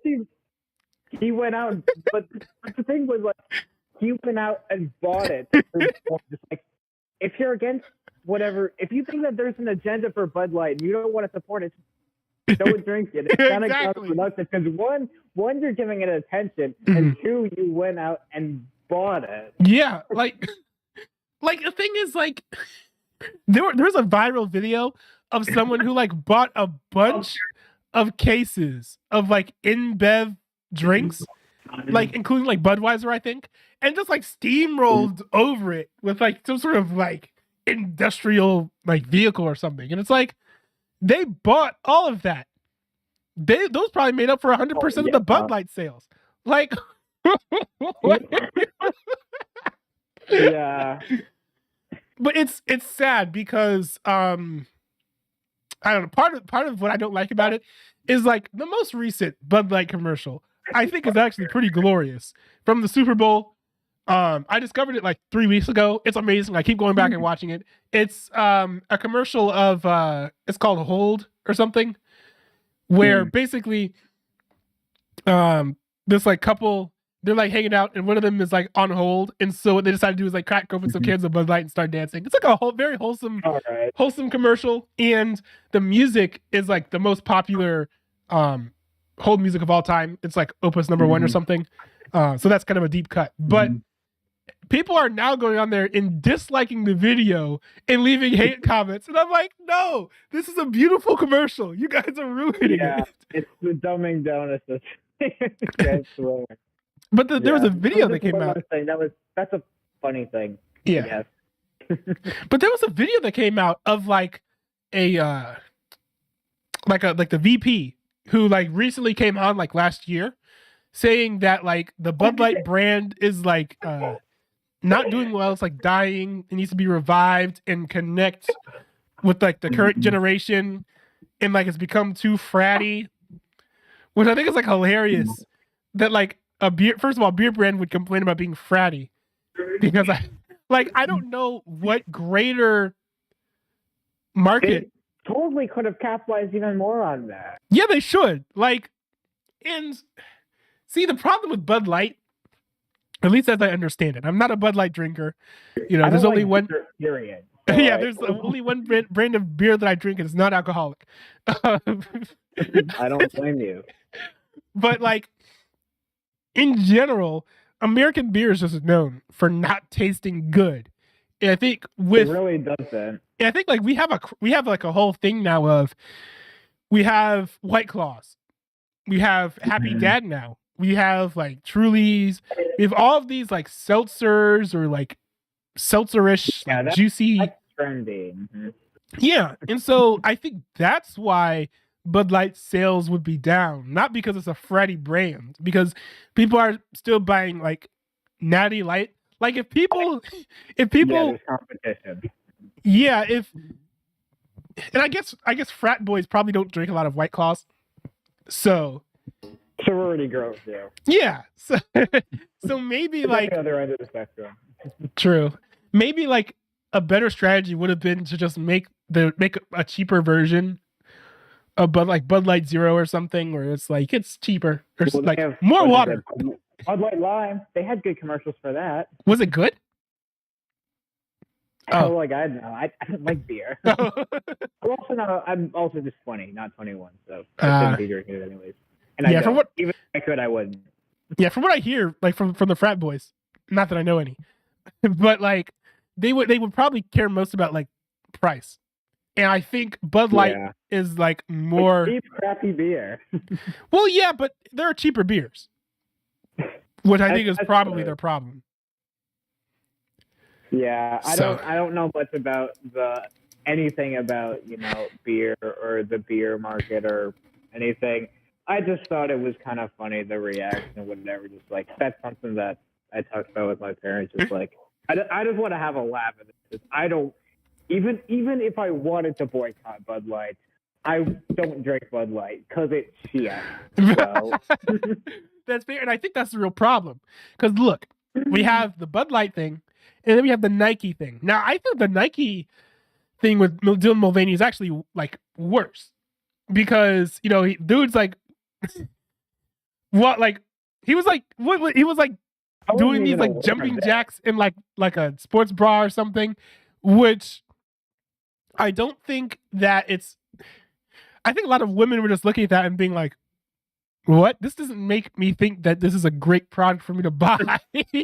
So this is new to me. Oh wait, you didn't hear about that? You didn't see it? No, I didn't. Oh no, it was so cringe. It was so cringe. But like you could look it up.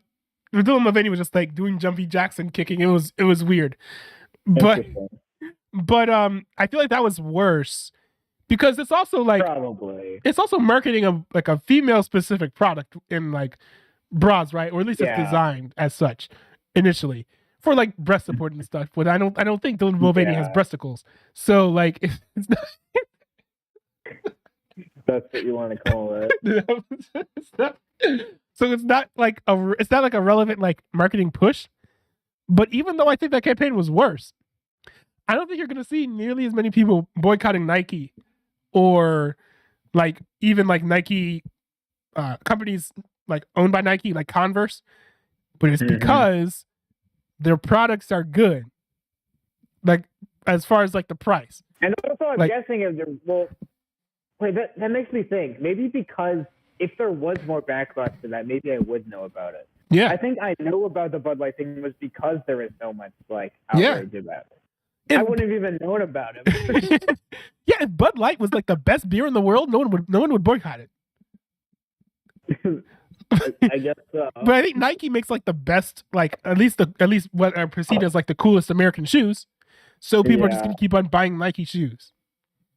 I mean, I'll watch it. I might think it's a weird ad, but it's just like, I don't care. I'll wear Nikes. Like, is this the worst thing in the world? Might be bizarre as hell, but it's like, Nike makes good products. Yeah, I mean, I don't like it, but I'll still wear Nike. I may buy more Nike. I mean, I'll be hesitant, but I'll still do it. Because at the end of the day, I just want good products, and Nike delivers. Yeah. I mean, I don't think they're pulling anyone in that, but it's probably not something that'll push me away, to that extent, Yeah, I mean, their shoes are fire. They'd be pretty fire, though, yeah. Yeah. Well, anyways, I keep on talking. Yeah, there's other things I could react to, so I think I'm going to go ahead and do that. Yeah. Also, what's one you should react to? You should react to Mr. Pizza. Fuck the YTP community. I that one. I should check that out. I'm wondering now though, like every time I hop on the stream, is there gonna be like the YTP community sucks video? I don't know. Did I lead my whole community in that? Because I was the one saying the YTP sucked like way before this. I mean, it's about the community. I mean, actually, no, I won't spoil it. I want you to see it for yourself. So that's my last piece. All right, good talking to you, Mar. All right, peace out, man. That was fun. I love having these conversations, specifically with people who disagree with me, because let's be honest, echo chambers suck. They're bad. We can't just be talking to people that we agree with all the time. We need to have respectful dialogues with people that we disagree with, and I hope to model that in my streams. Hold on, let me check the TTS here. Mr. Pizza said, Non-enemy versus DL should be done within the next few months. Oh, nice. I've decided to do some big changes, like remove the whole extra person joins the fight. Interesting. So is it? I wonder if it's still rotoscope though.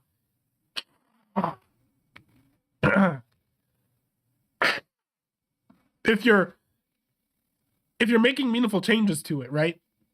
I mean, maybe it is, and you're just not including like certain parts of it, of the like in the rotoscoping process. Let me see. Let me check out this video. It's F the YTP community. Let me check this out. Hashtag fuck Wait the a minute. It already played. Okay, hold on. There we go. All right. This is only a minute long. Okay. I guess this guy does not like the YTP community. Hashtag fuck the YTP community. We're gonna start a trend right here and right now. If you are sick and tired of the YTP community, and now is your chance to stand up against them. As we all know, the YTP community is the worst community on all of YouTube. It makes communities... Oh no, I was gonna make an argument, but actually I don't think the map community is on YouTube.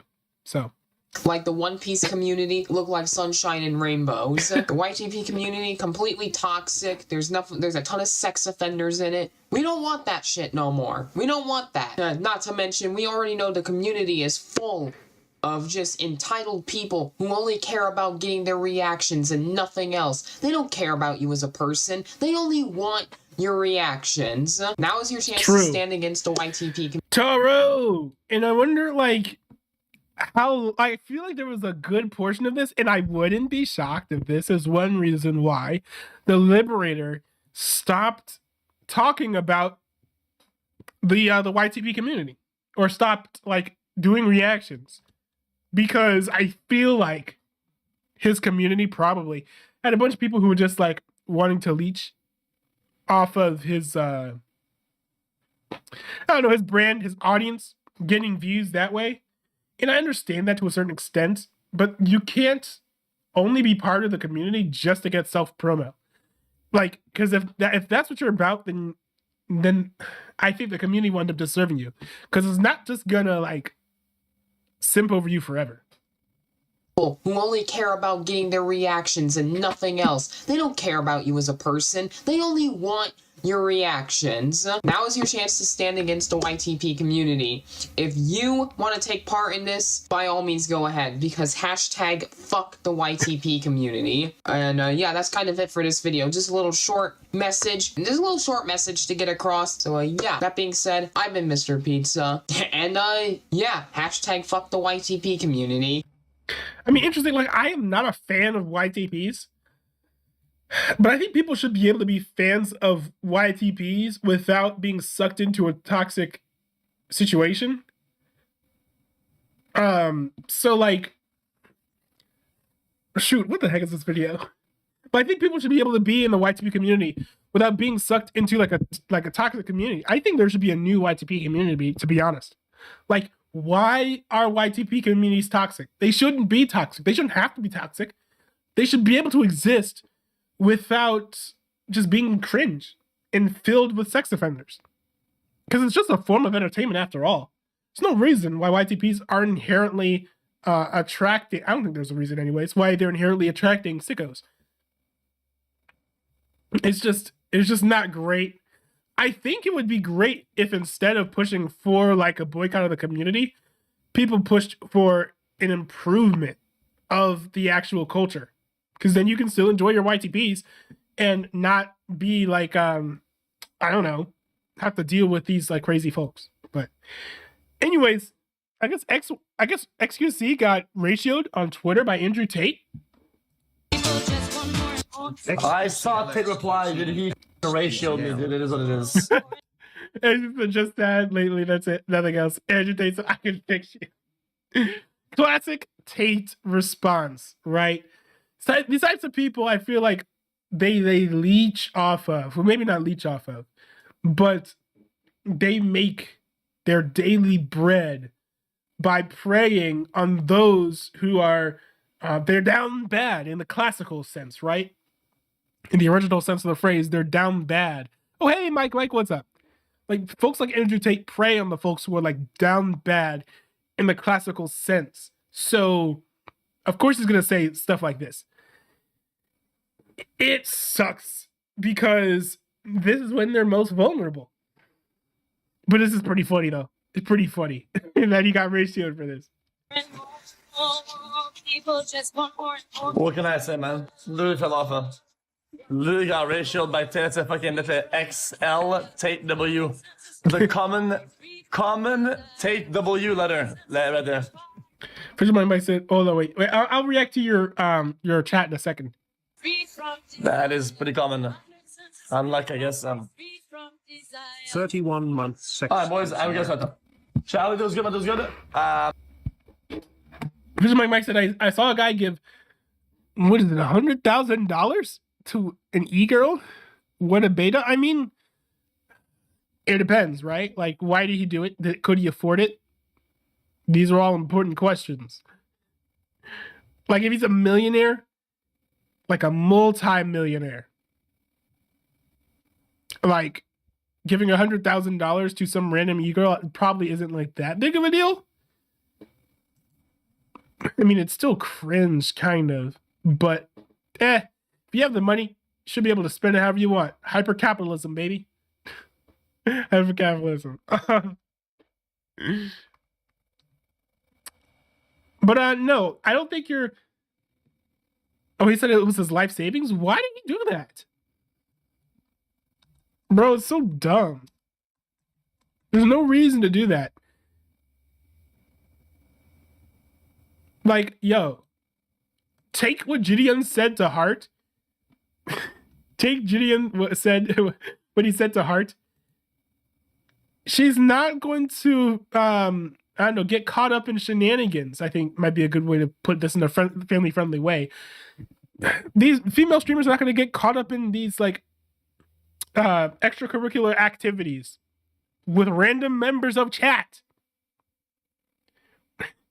Like, these parasocial relationships are absolutely ridiculous. It's like, look, before we had streamers that people would watch all day, we had cable news, and we still have cable news, right? We like, Bill O'Reilly era cable news, right? Old people would sit down and watch Bill O'Reilly. But were these like right-wing women watching Fox News were they thinking that Bill O'Reilly would someday blow them a kiss? No. On talk radio, we had personalities like Glenn Beck, Laura Ingraham, Rush Limbaugh. We're like single dudes listening to talk radio for 3 hours every day in the morning, hoping that they would be able to go on a date with Laura Ingraham? No. Something strange has happened with the streaming platform now, where it's like when people watch a streamer, they feel like they have an emotional connection with the person, and that makes them friends or, candidates for like romantic evenings. No, they're just entertainers. It's dumb. It's dumb. It's bad. Like, we're all just like people making videos on the other end of the stream, on the screen, for the most part. Like, that's all that we should be to the folks watching. We shouldn't be like your friends. Shouldn't be your like crushes. We're just folks making videos and content on the internet. In the fact that, people will perceive like someone like people are thirst after like Hasanabi, but not do the same thing for like I don't know, Lawrence O'Donnell on like MSNBC is like silly. Like, they're both just spouting left-wing talking points. They just do it in different ways. There's no reason why you should feel like you're closer with one than the other. Why? Because you sent donos, of like bits and subs. Like, it's silly. Now, before I wrap up the stream, there were a couple things that I wanted to react to. Just give me a second here. A couple videos. The first one is this one by Michael Reeves called a boring video. Now, I don't really watch Michael Reeves, but I figured I would go ahead and give this one a shot. Oh, shoot, hold on. I had the tab muted. It's 4 a.m. We're going to TwitchCon, baby. Is this a TwitchCon vlog? Yo, I love TwitchCon vlogs. TwitchCon vlogs they were so fun to watch. They looked like a lot of fun. But why does this only come out like yesterday? TwitchCon happened a while ago. Oh, is this supposed to be like plastic? That's what people do when they're camping. They drink out of the fucking sack of water. So I'm going to TwitchCon to review my experience. It's taking place down in San Diego. The plan was to just drive down this way, but there's a car crash. Looks like I have to go all the way around and then camp out in this sick desert so I can get to San Diego that way to, to review TwitchCon. Michael, why do you own a salvage title rundown piece of shit pickup truck from the city of Los Angeles? Because it's swag, first of all, 5 times cheaper than a normal truck. And the most important, I make too much trash at my house. I put it in this. I wish my mic said, am I toxic? YTP or no? Well, okay, you're toxic to yourself, but not to other people. Hi, Kate. Hi, Kate. You are. Like, you're always putting yourself down. You're always being like, oh, I'm stupid. Like, no, dude. Dude, you're literally doing OChem. Like, how much of like an alpha thing can you do academically? You don't give yourself enough credit. I feel like you never allow yourself to like, you never compliment yourself at all. You seem to have like a very like negative perception of yourself. Like, dude, you're not as bad as you think you are, in my opinion. But you just like, you are your biggest hater. And I think if you could maybe just like not hate yourself as much, you would very much be on the road to success. Both that and also maybe not being so materialistic, because you're also highly materialistic. But you know, at the end of the day, no, you're not a toxic YTPer, at least from what I've seen. Truck and then put on a high-vis vest and drive around the place where I live until I find places with dumpsters and dump the trash, and people just assume that I work for the county of Los Angeles. And no one's gonna bother you. You have a high-vis jacket and the white truck with the light on top, so... For my wife said, I don't know if I'm toxic to myself. I'm less than human. Wait a second. So you literally said, I don't care. Dude, I don't care if I'm toxic to myself. I'm less than human. Dude. Dude. Look, you're too far away for me to throw it to you, but you definitely need some milk. I don't know who taught you that hating yourself, you know, was like the way to go, the road to success. I don't know why your parents made you turn out the way that you did, but I know I can't convince you to not hate yourself. That's something you're going to have to like figure out on your own, but it's just not the way to go. It's not the way to go, and at the long run, it's not going to be great. Now, maybe it'll help you get past your classes, which, granted, you're an OChem, so whatever it takes to get through OChem. Dude, I don't blame you. But still, like, I don't know, like, maybe don't hate yourself? Oh, fuck, where are we going? To TwitchCon. We're going to TwitchCon. Piss number 1. Well, this is a fun, quirky story conflict. I came back from pissing, and the truck was doing some pissing of its own. I think it's leaking coolant. Not really a car person, but I want to say that the coolant thing should have coolant inside of it. Some water in there just to get me to an mechanic store. Water is cold sometimes, so that's pretty much coolant. Yep. Is that true? Is that true? My mic said the school system. Okay, wait, I don't know what you mean by that. Come on, you can make it. You can make it. You can make it. Let's fucking go! Nice.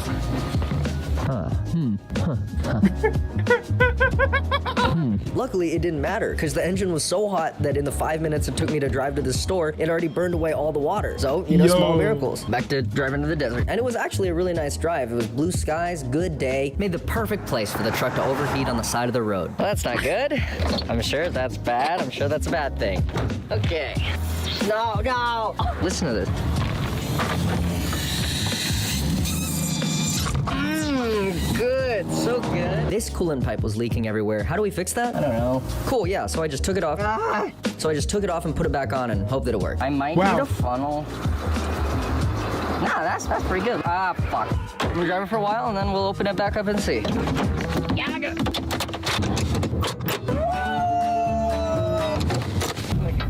No piss. We got. Yo! Oh my God, it's full. I'm so happy. That's Go good. to the desert. By now you're probably wondering, why are you really going to the desert? And honestly, I had to get to TwitchCon. I don't need an ulterior motive to do any of this. Anyways, my.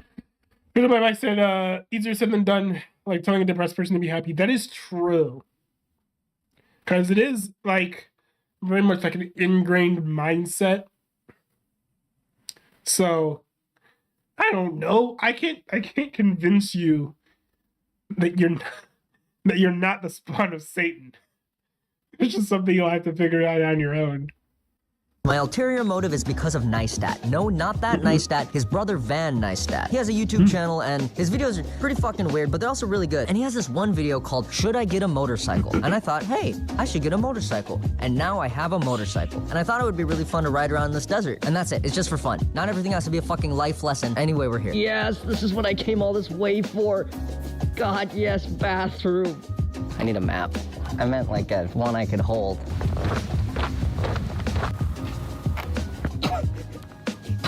What's that? Pretty easy. Right now I am here, and I am trying to get to here. Fuck, God. Okay, I'll just turn right onto the road that it wants me to go onto, and it's a pretty epic truck, but I don't think it can do sand. Or can they? No, I would definitely get stuck. Okay, I can't park here, so I'm gonna go up this road and find a place to park. This is the closest thing that's at a road, and this doesn't look like— Wait, can't the bike do it? He should get on the bike and go in the sand. The road. It really doesn't look like it. What the fuck is that? What is that? It's just rocks. That's not road. And so I spent the next hour looking around the desert for a campsite. It kind of feels like I'm playing Borderlands, but nothing's funny. Hey dude, listen up.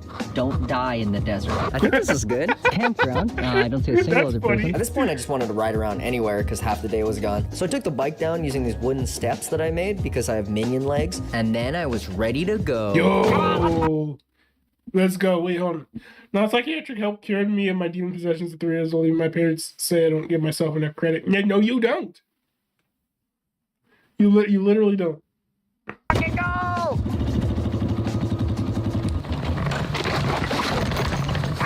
I dropped it. I'm fucking stupid. Now I know. I look professional, but this is actually my first time going into the desert, believe it or not. So it's a learning experience for us all. More just me. Mostly me, because I was there. And here's something I learned. Sand is really hard. I also learned that I was lost. Realistically, 3 minutes since I got on the dirt trail, and I don't really know where I am. Yo, riding a bike looks fun. It's incredibly dangerous, but it looks fun. Eventually, I pressed on. Didn't figure out where I was, just got tired of looking at the map. I knew it was the right direction after a while, because the terrain started looking like this. Oh my god, it's all fucking rocks! Oh my god, it's all fucking sand! But with no other choice, I just kept going and doing desert things, like climbing rocks and screaming. Bro, this looks like the dream. Yo, I should do this sometime. I'm normal. You know, desert things. Speaking of desert things, sand. Okay, I'm a sand. I was gonna say I'm a sand whisperer. What the fuck? Now, it might look like I have no idea what I'm doing, and that's because I don't. I fucking suck at this. The sand is way harder to ride in than I thought it would be, but hey, it's fun, I think. Oh, shit. Oh, nice, yeah, nice.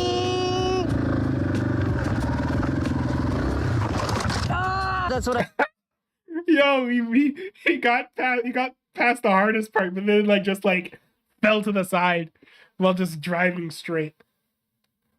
Bishop Mike said, "What credit have I accomplished?" As Jedi Master Qui-Gon said, "There's always a bigger fish." Yeah, there's always a bigger fish, but it doesn't mean you've never fished before.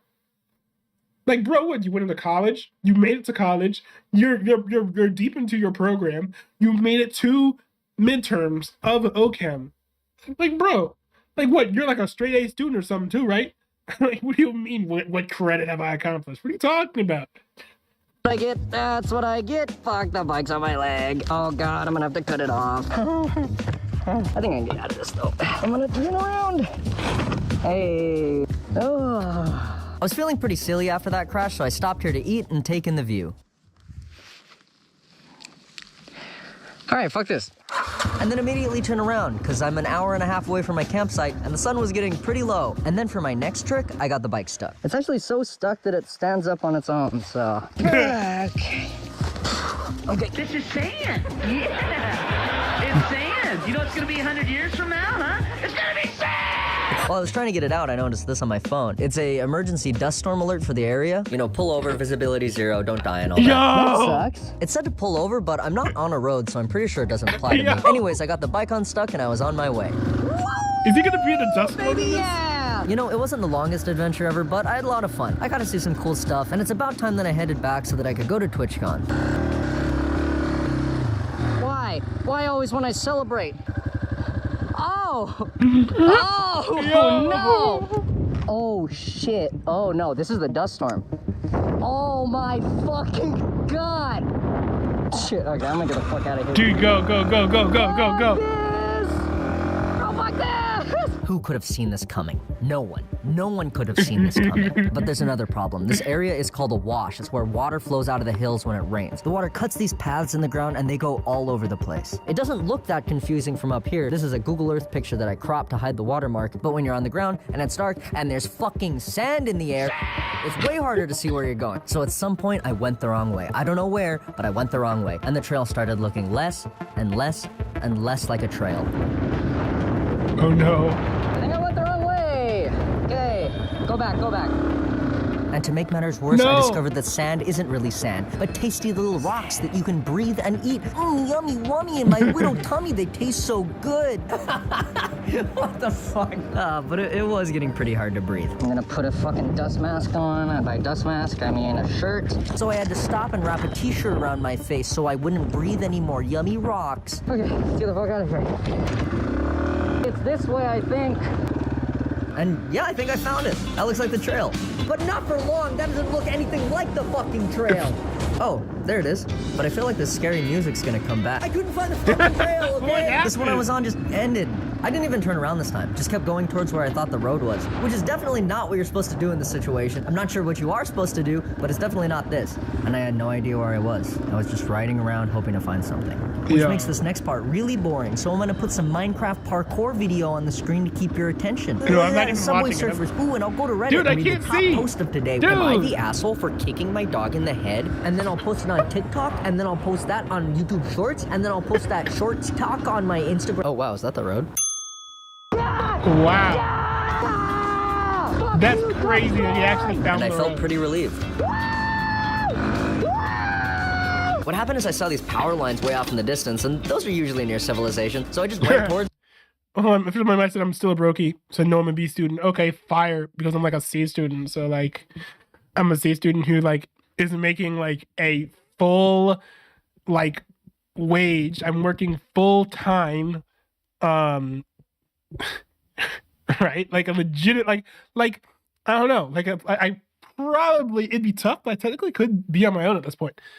Like you would call me a brokey. I'm sure you call yourself a brokey, but like who cares? I feel like advancement in society is what matters a little bit more than like, can I buy a rainbow colored Bugatti?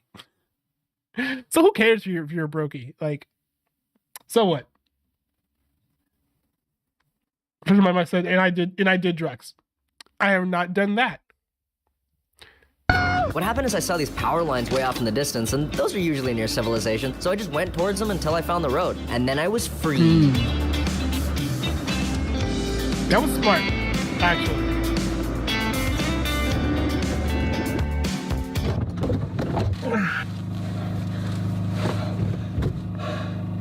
I think for dinner tonight, I will make scrambled eggs and Spam.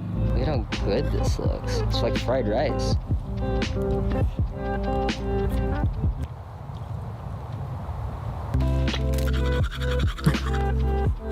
Good night.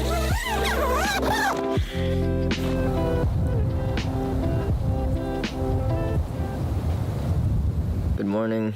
I had a nightmare that someone was walking around my tent at night, so I'm probably gonna have to deduct points from TwitchCon for that.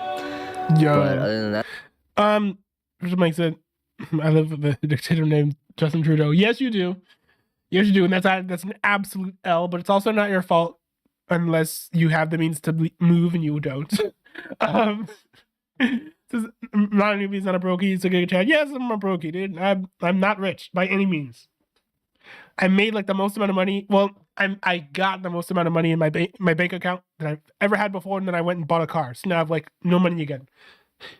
I'm a brokey.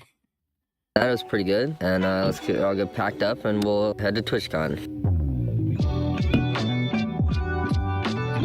Not much happened on the 100-mile drive from the desert to San Diego. I had a lot of time to think about how fun it had been so far and how I wished I could have stayed a little bit longer. But as I rolled into town, I was overcome with optimism. You see, I'd lost track of why I came down to San Diego in the first place. And so I was excited to finally get started on my review of TwitchCon. 4 out of 10.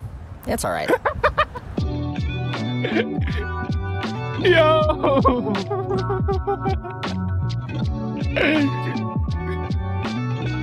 That is awesome. That's funny. That was clever. That dude is one of the funniest streamers out there. I mean, he's the funniest member of OTV for sure. For sure. Great video. You've convinced me to maybe watch more of your videos, because I don't really watch your videos, but now I do, I guess.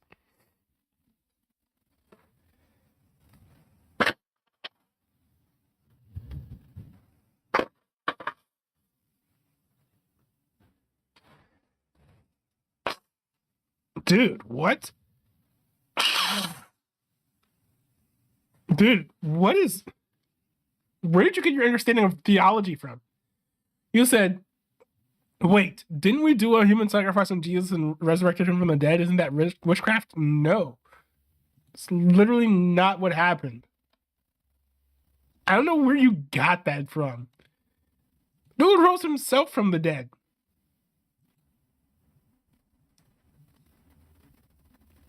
And even the people who would have raised him from the dead weren't the ones who killed him. It was people who hated him, who would never have wanted him to get raised from the dead. In fact, they were the ones who put guards over the tomb to make sure that the body wasn't messed with. Excuse me. Official Mike said, I blocked an e-girl. Why?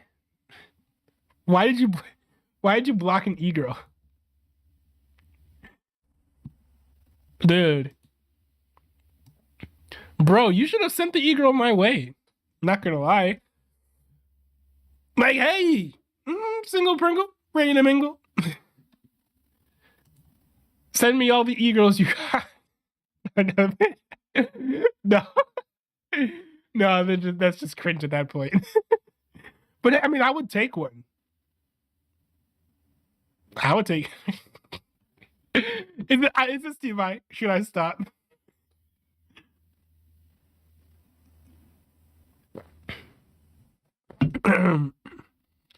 First of all, Mike said an e-girl has no personality. They're depressed. What are you talking about? What do you mean they have no personality? What are you talking about? They're literally sad. What do you mean? And a lot of them probably are into like the Enneagram. Like these are like the least basic, normal, stereotypical things. Very interesting and exciting. Oh my goodness. Yo, I love using sarcasm. People said, no, you deserve a woman with personality. Oh, thanks. I mean, I hope that would be cool if I could get one. That'd be fun. Giga Chad, stop being beta and start asking. Stop being beta and start being Giga Chad. That's a sin. Ask Jesus for forgiveness. For what?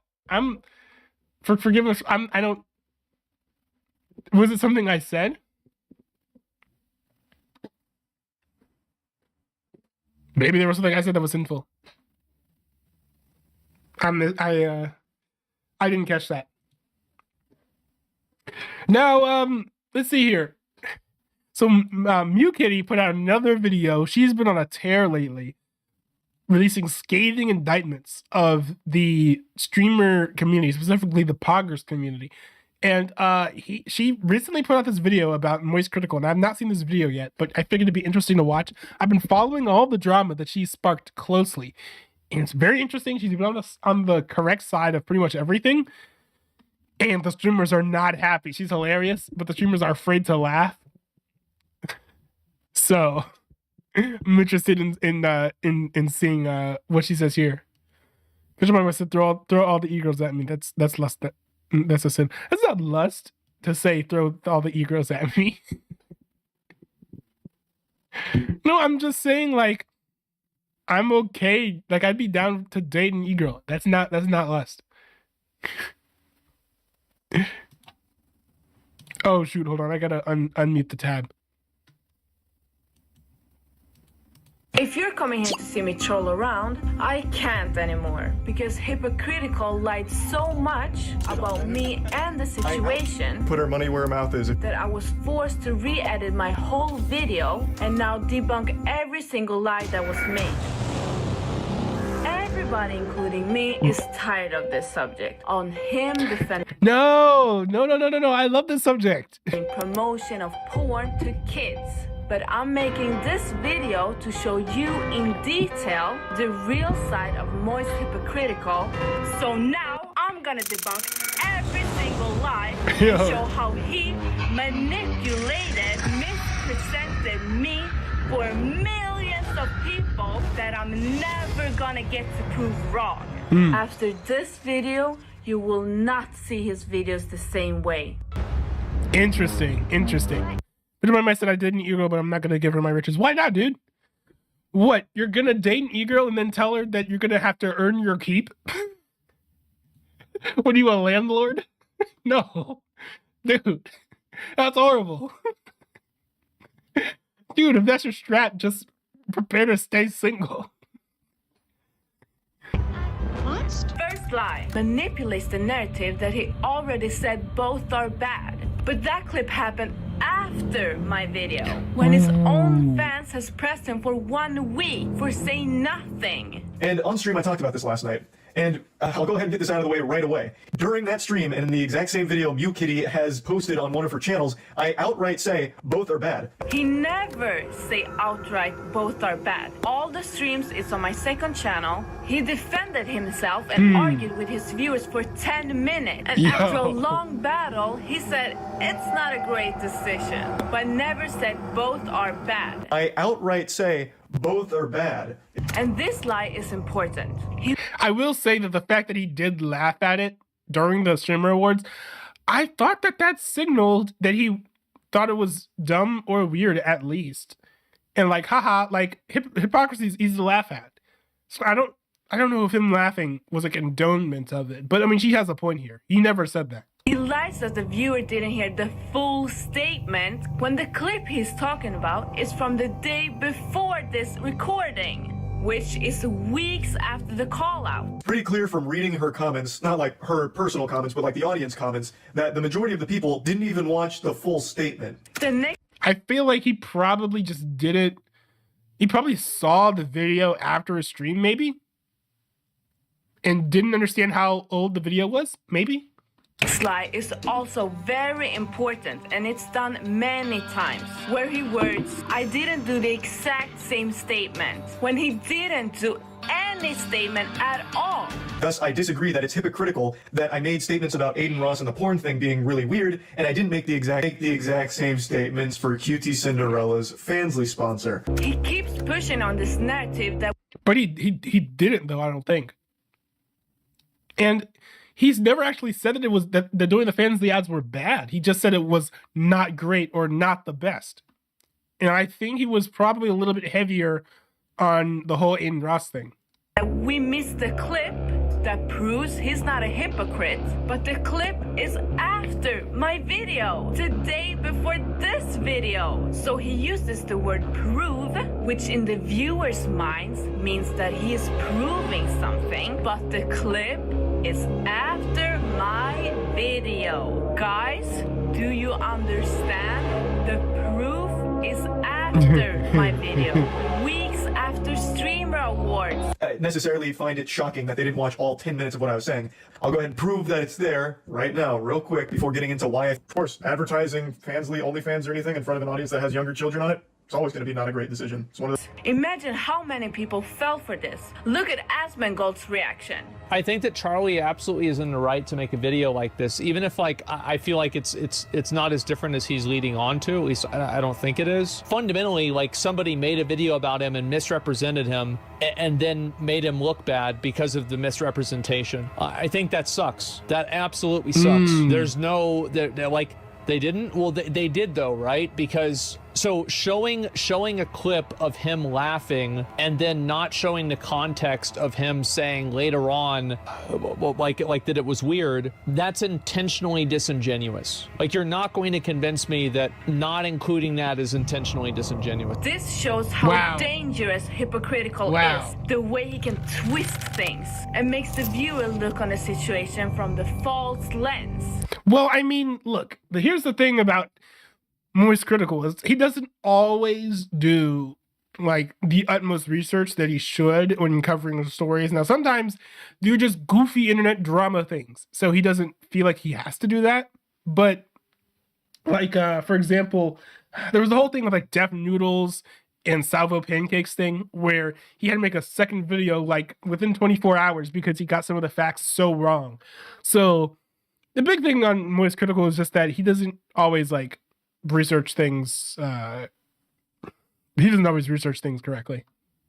He then lies about Fansly having a lot of obstacles. So I viewed the advertisement very differently than a lot of people, because even when you scan the QR code, you still don't immediately get porn. There's already a lot of degrees of separation and a lot of obstacles to go through. What happens? This is crazy that this website is being promoted in front of hundreds of thousands of children, because as soon as I go to the homepage, I am instantly greeted with an open vagina despite the account being underage. He lies about now saying a statement immediately, which indicates to the viewer that he did say one when he never did. Guys, he didn't until he got called out. I'm hypocritical because I called Aiden Ross pulling up Pornhub weird and didn't immediately start. Then lies again that it takes a lot of stuff to access it, when he just said that anyone can access and you only need your Twitch account. Is completely different than an advertisement to a platform which does have porn, but a lot of things that they'd have to do in order to access it. He then ends the video with saying neither is great, but he only called out one,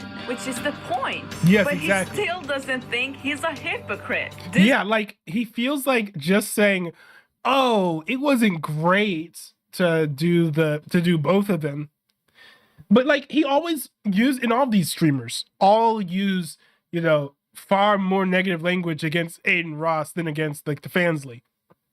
And I mean, hey, you don't want to get Cutie Cinderella mad, right? I mean, she's a very powerful person in the whole streamer sphere. But it's just like they're picking and choosing of what you're going to criticize and what you're not going to criticize. It shouldn't be that hard to just like maybe not go so hard against Aiden Ross. If another streamer is doing something very similar to him, but you're not willing to call her out. But I mean, of course, you have to call out Aiden Ross for something because he's pro Andrew Tate, right? So you can't, act like you support him too much. This is the best example of a hypocrite in denial. So I still just don't think it's hypocritical. As I've said, neither one of them is great. I don't think either one of them is an amazing thing to do. So I still just don't think it's hypocritical. Neither one of them is great. So I still just don't think it's hypocritical. He says both are bad, or in other words, neither is great, if the only one he called out was a stranger and the one he didn't was his business partner.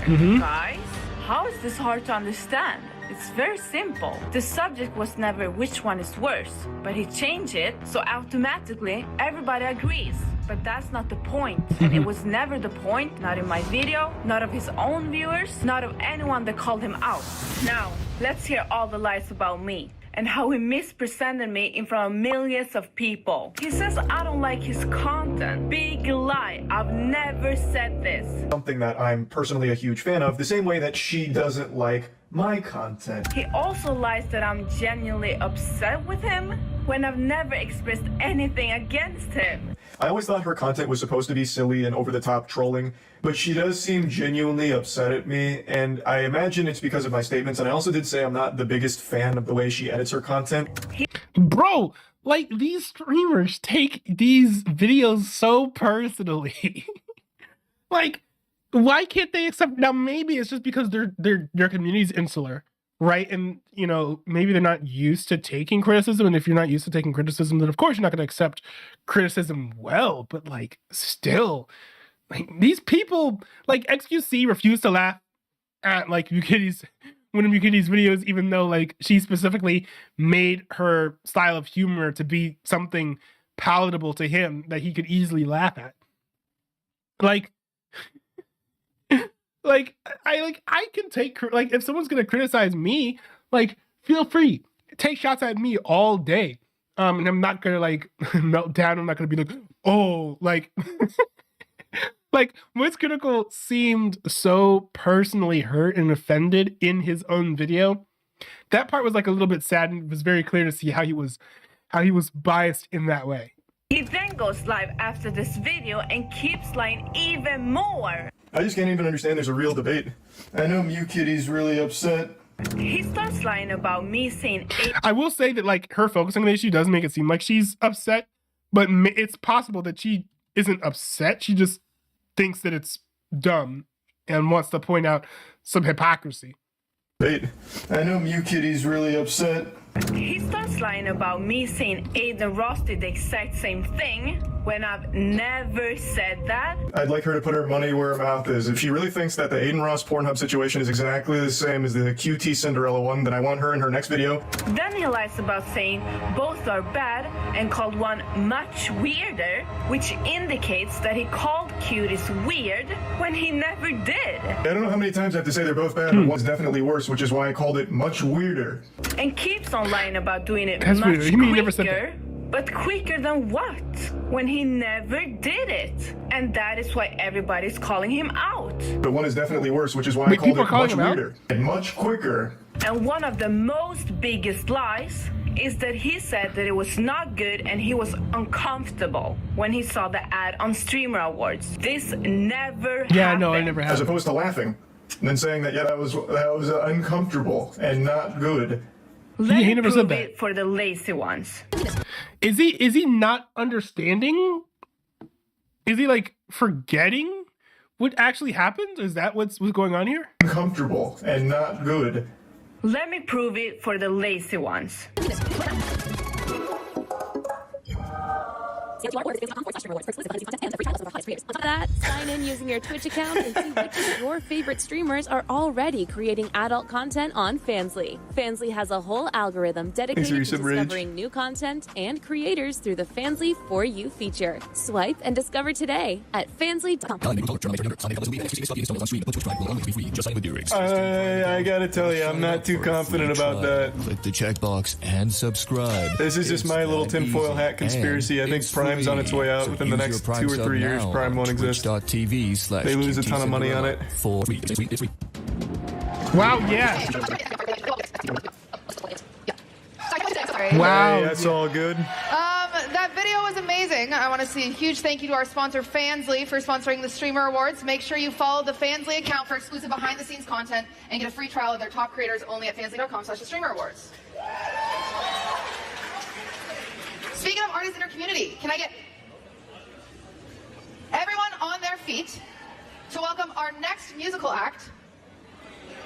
Oh, we have live music? Who we got? Charming Joe will be joining us. Interesting. Yeah, he so never fucking said hyped. Let's anything. get it. He Wow. then keeps on lying that there is an 18 verification when he just admitted in his video that he posted that there isn't. He's saying there's no 18 plus tag on the Fansly ad, whereas Kick you have to verify being 18.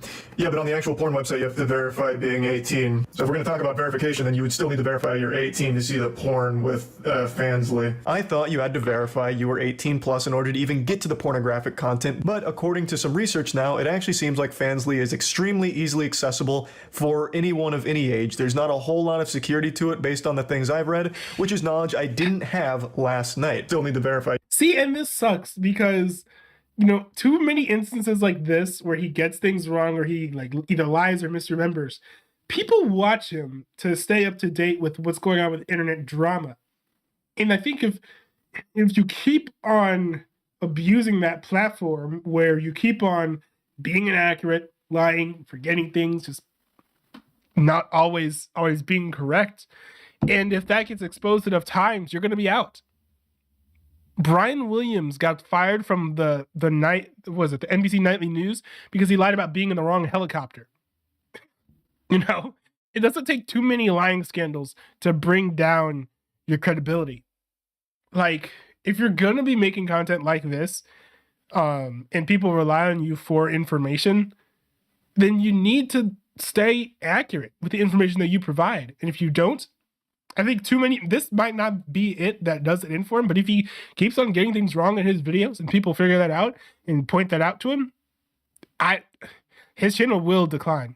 You're 18 to see the porn with Fansley. He then keeps on brainwashing the narrative that he didn't do it immediately when he never did anything. It's a lie, guys.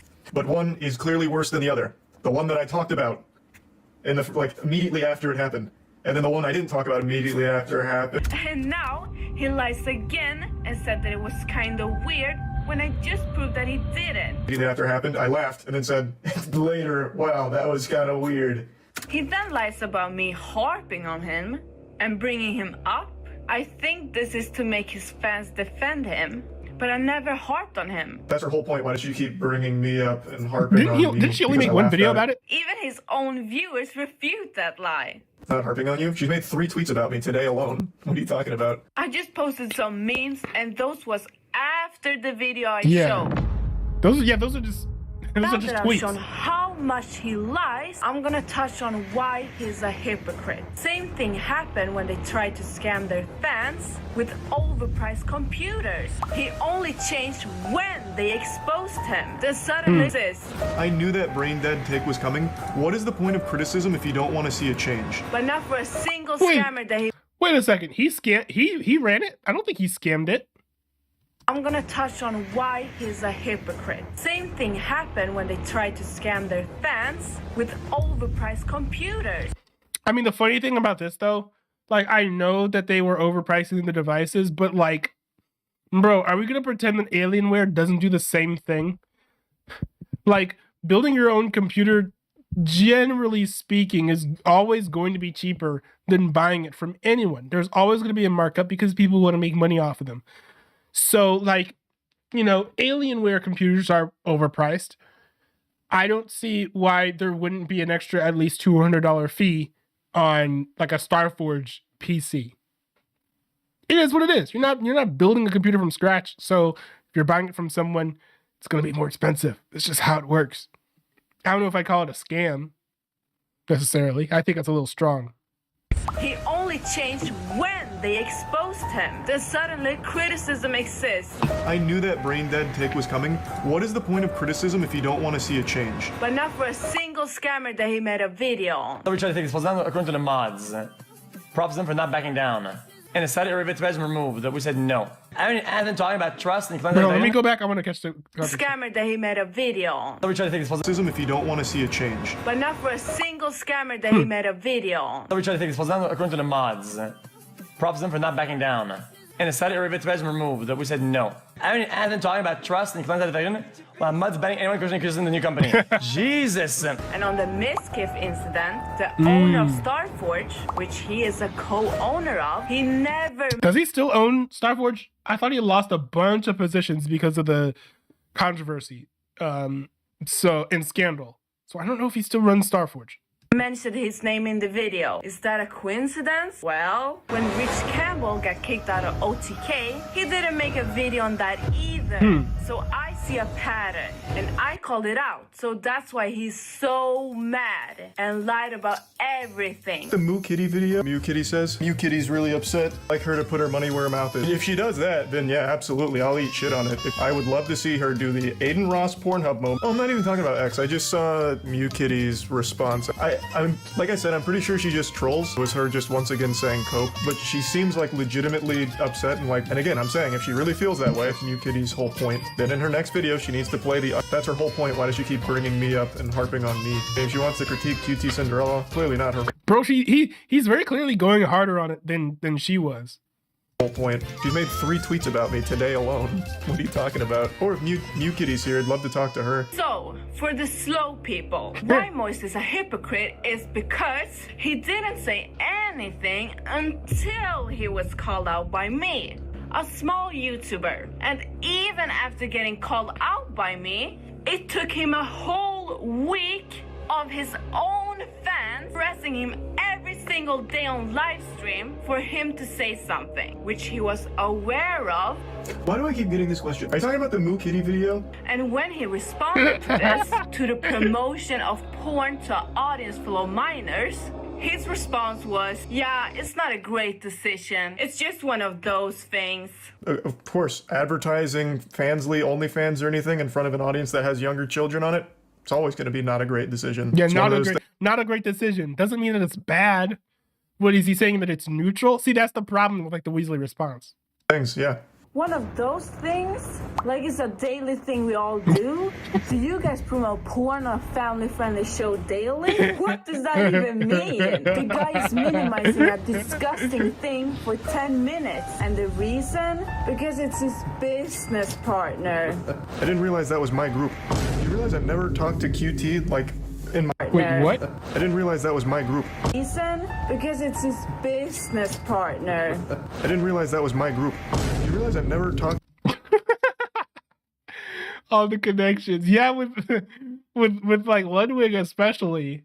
But also, I don't know if he I don't know if he's like friends with everyone in the Poggers community. Like, I don't know if he collabs with like OTK, for example, or like Cutie Cinderella at all.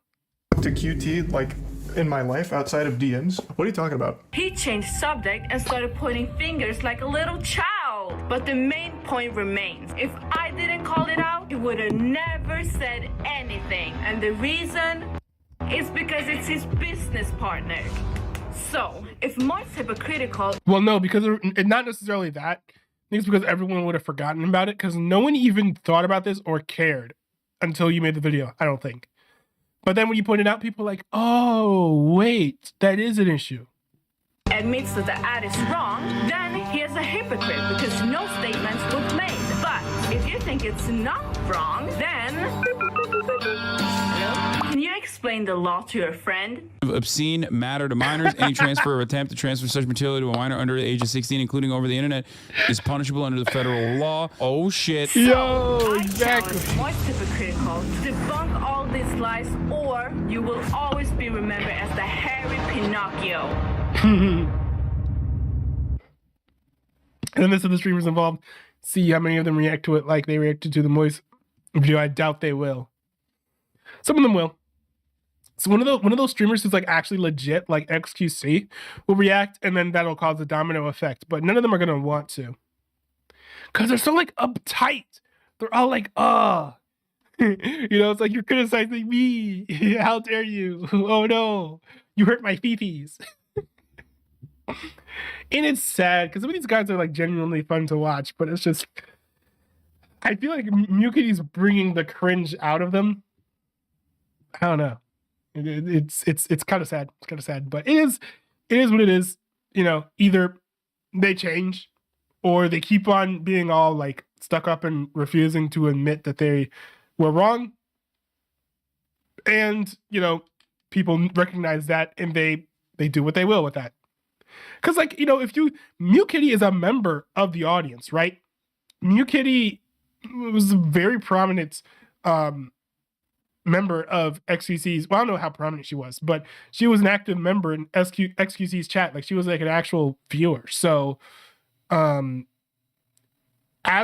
she's a member of XQC's community, if viewers see like a fellow Twitch viewer just get so poorly or like dismissively treated by the streaming community, how is that going to make viewers feel about streamers writ large, right? Like, I think our video was supposed to be all in good fun, but then everyone took it so seriously, like all the streamers took it so seriously, that like at this point, this is going to create a big divide between like streamers and their like hardcore stans who think they could never do anything wrong, and then like the normal viewers who see things a little bit more objectively, and they see some of the hypocrisy that Mukitty's mentioning here. Because it's not really, it shouldn't be theoretically that hard for these streamers to just be like, oh yeah, you're right, I'll stop being hypocritical. But like, to just be so stuck up about it and refuse to change at all is just kind of weird.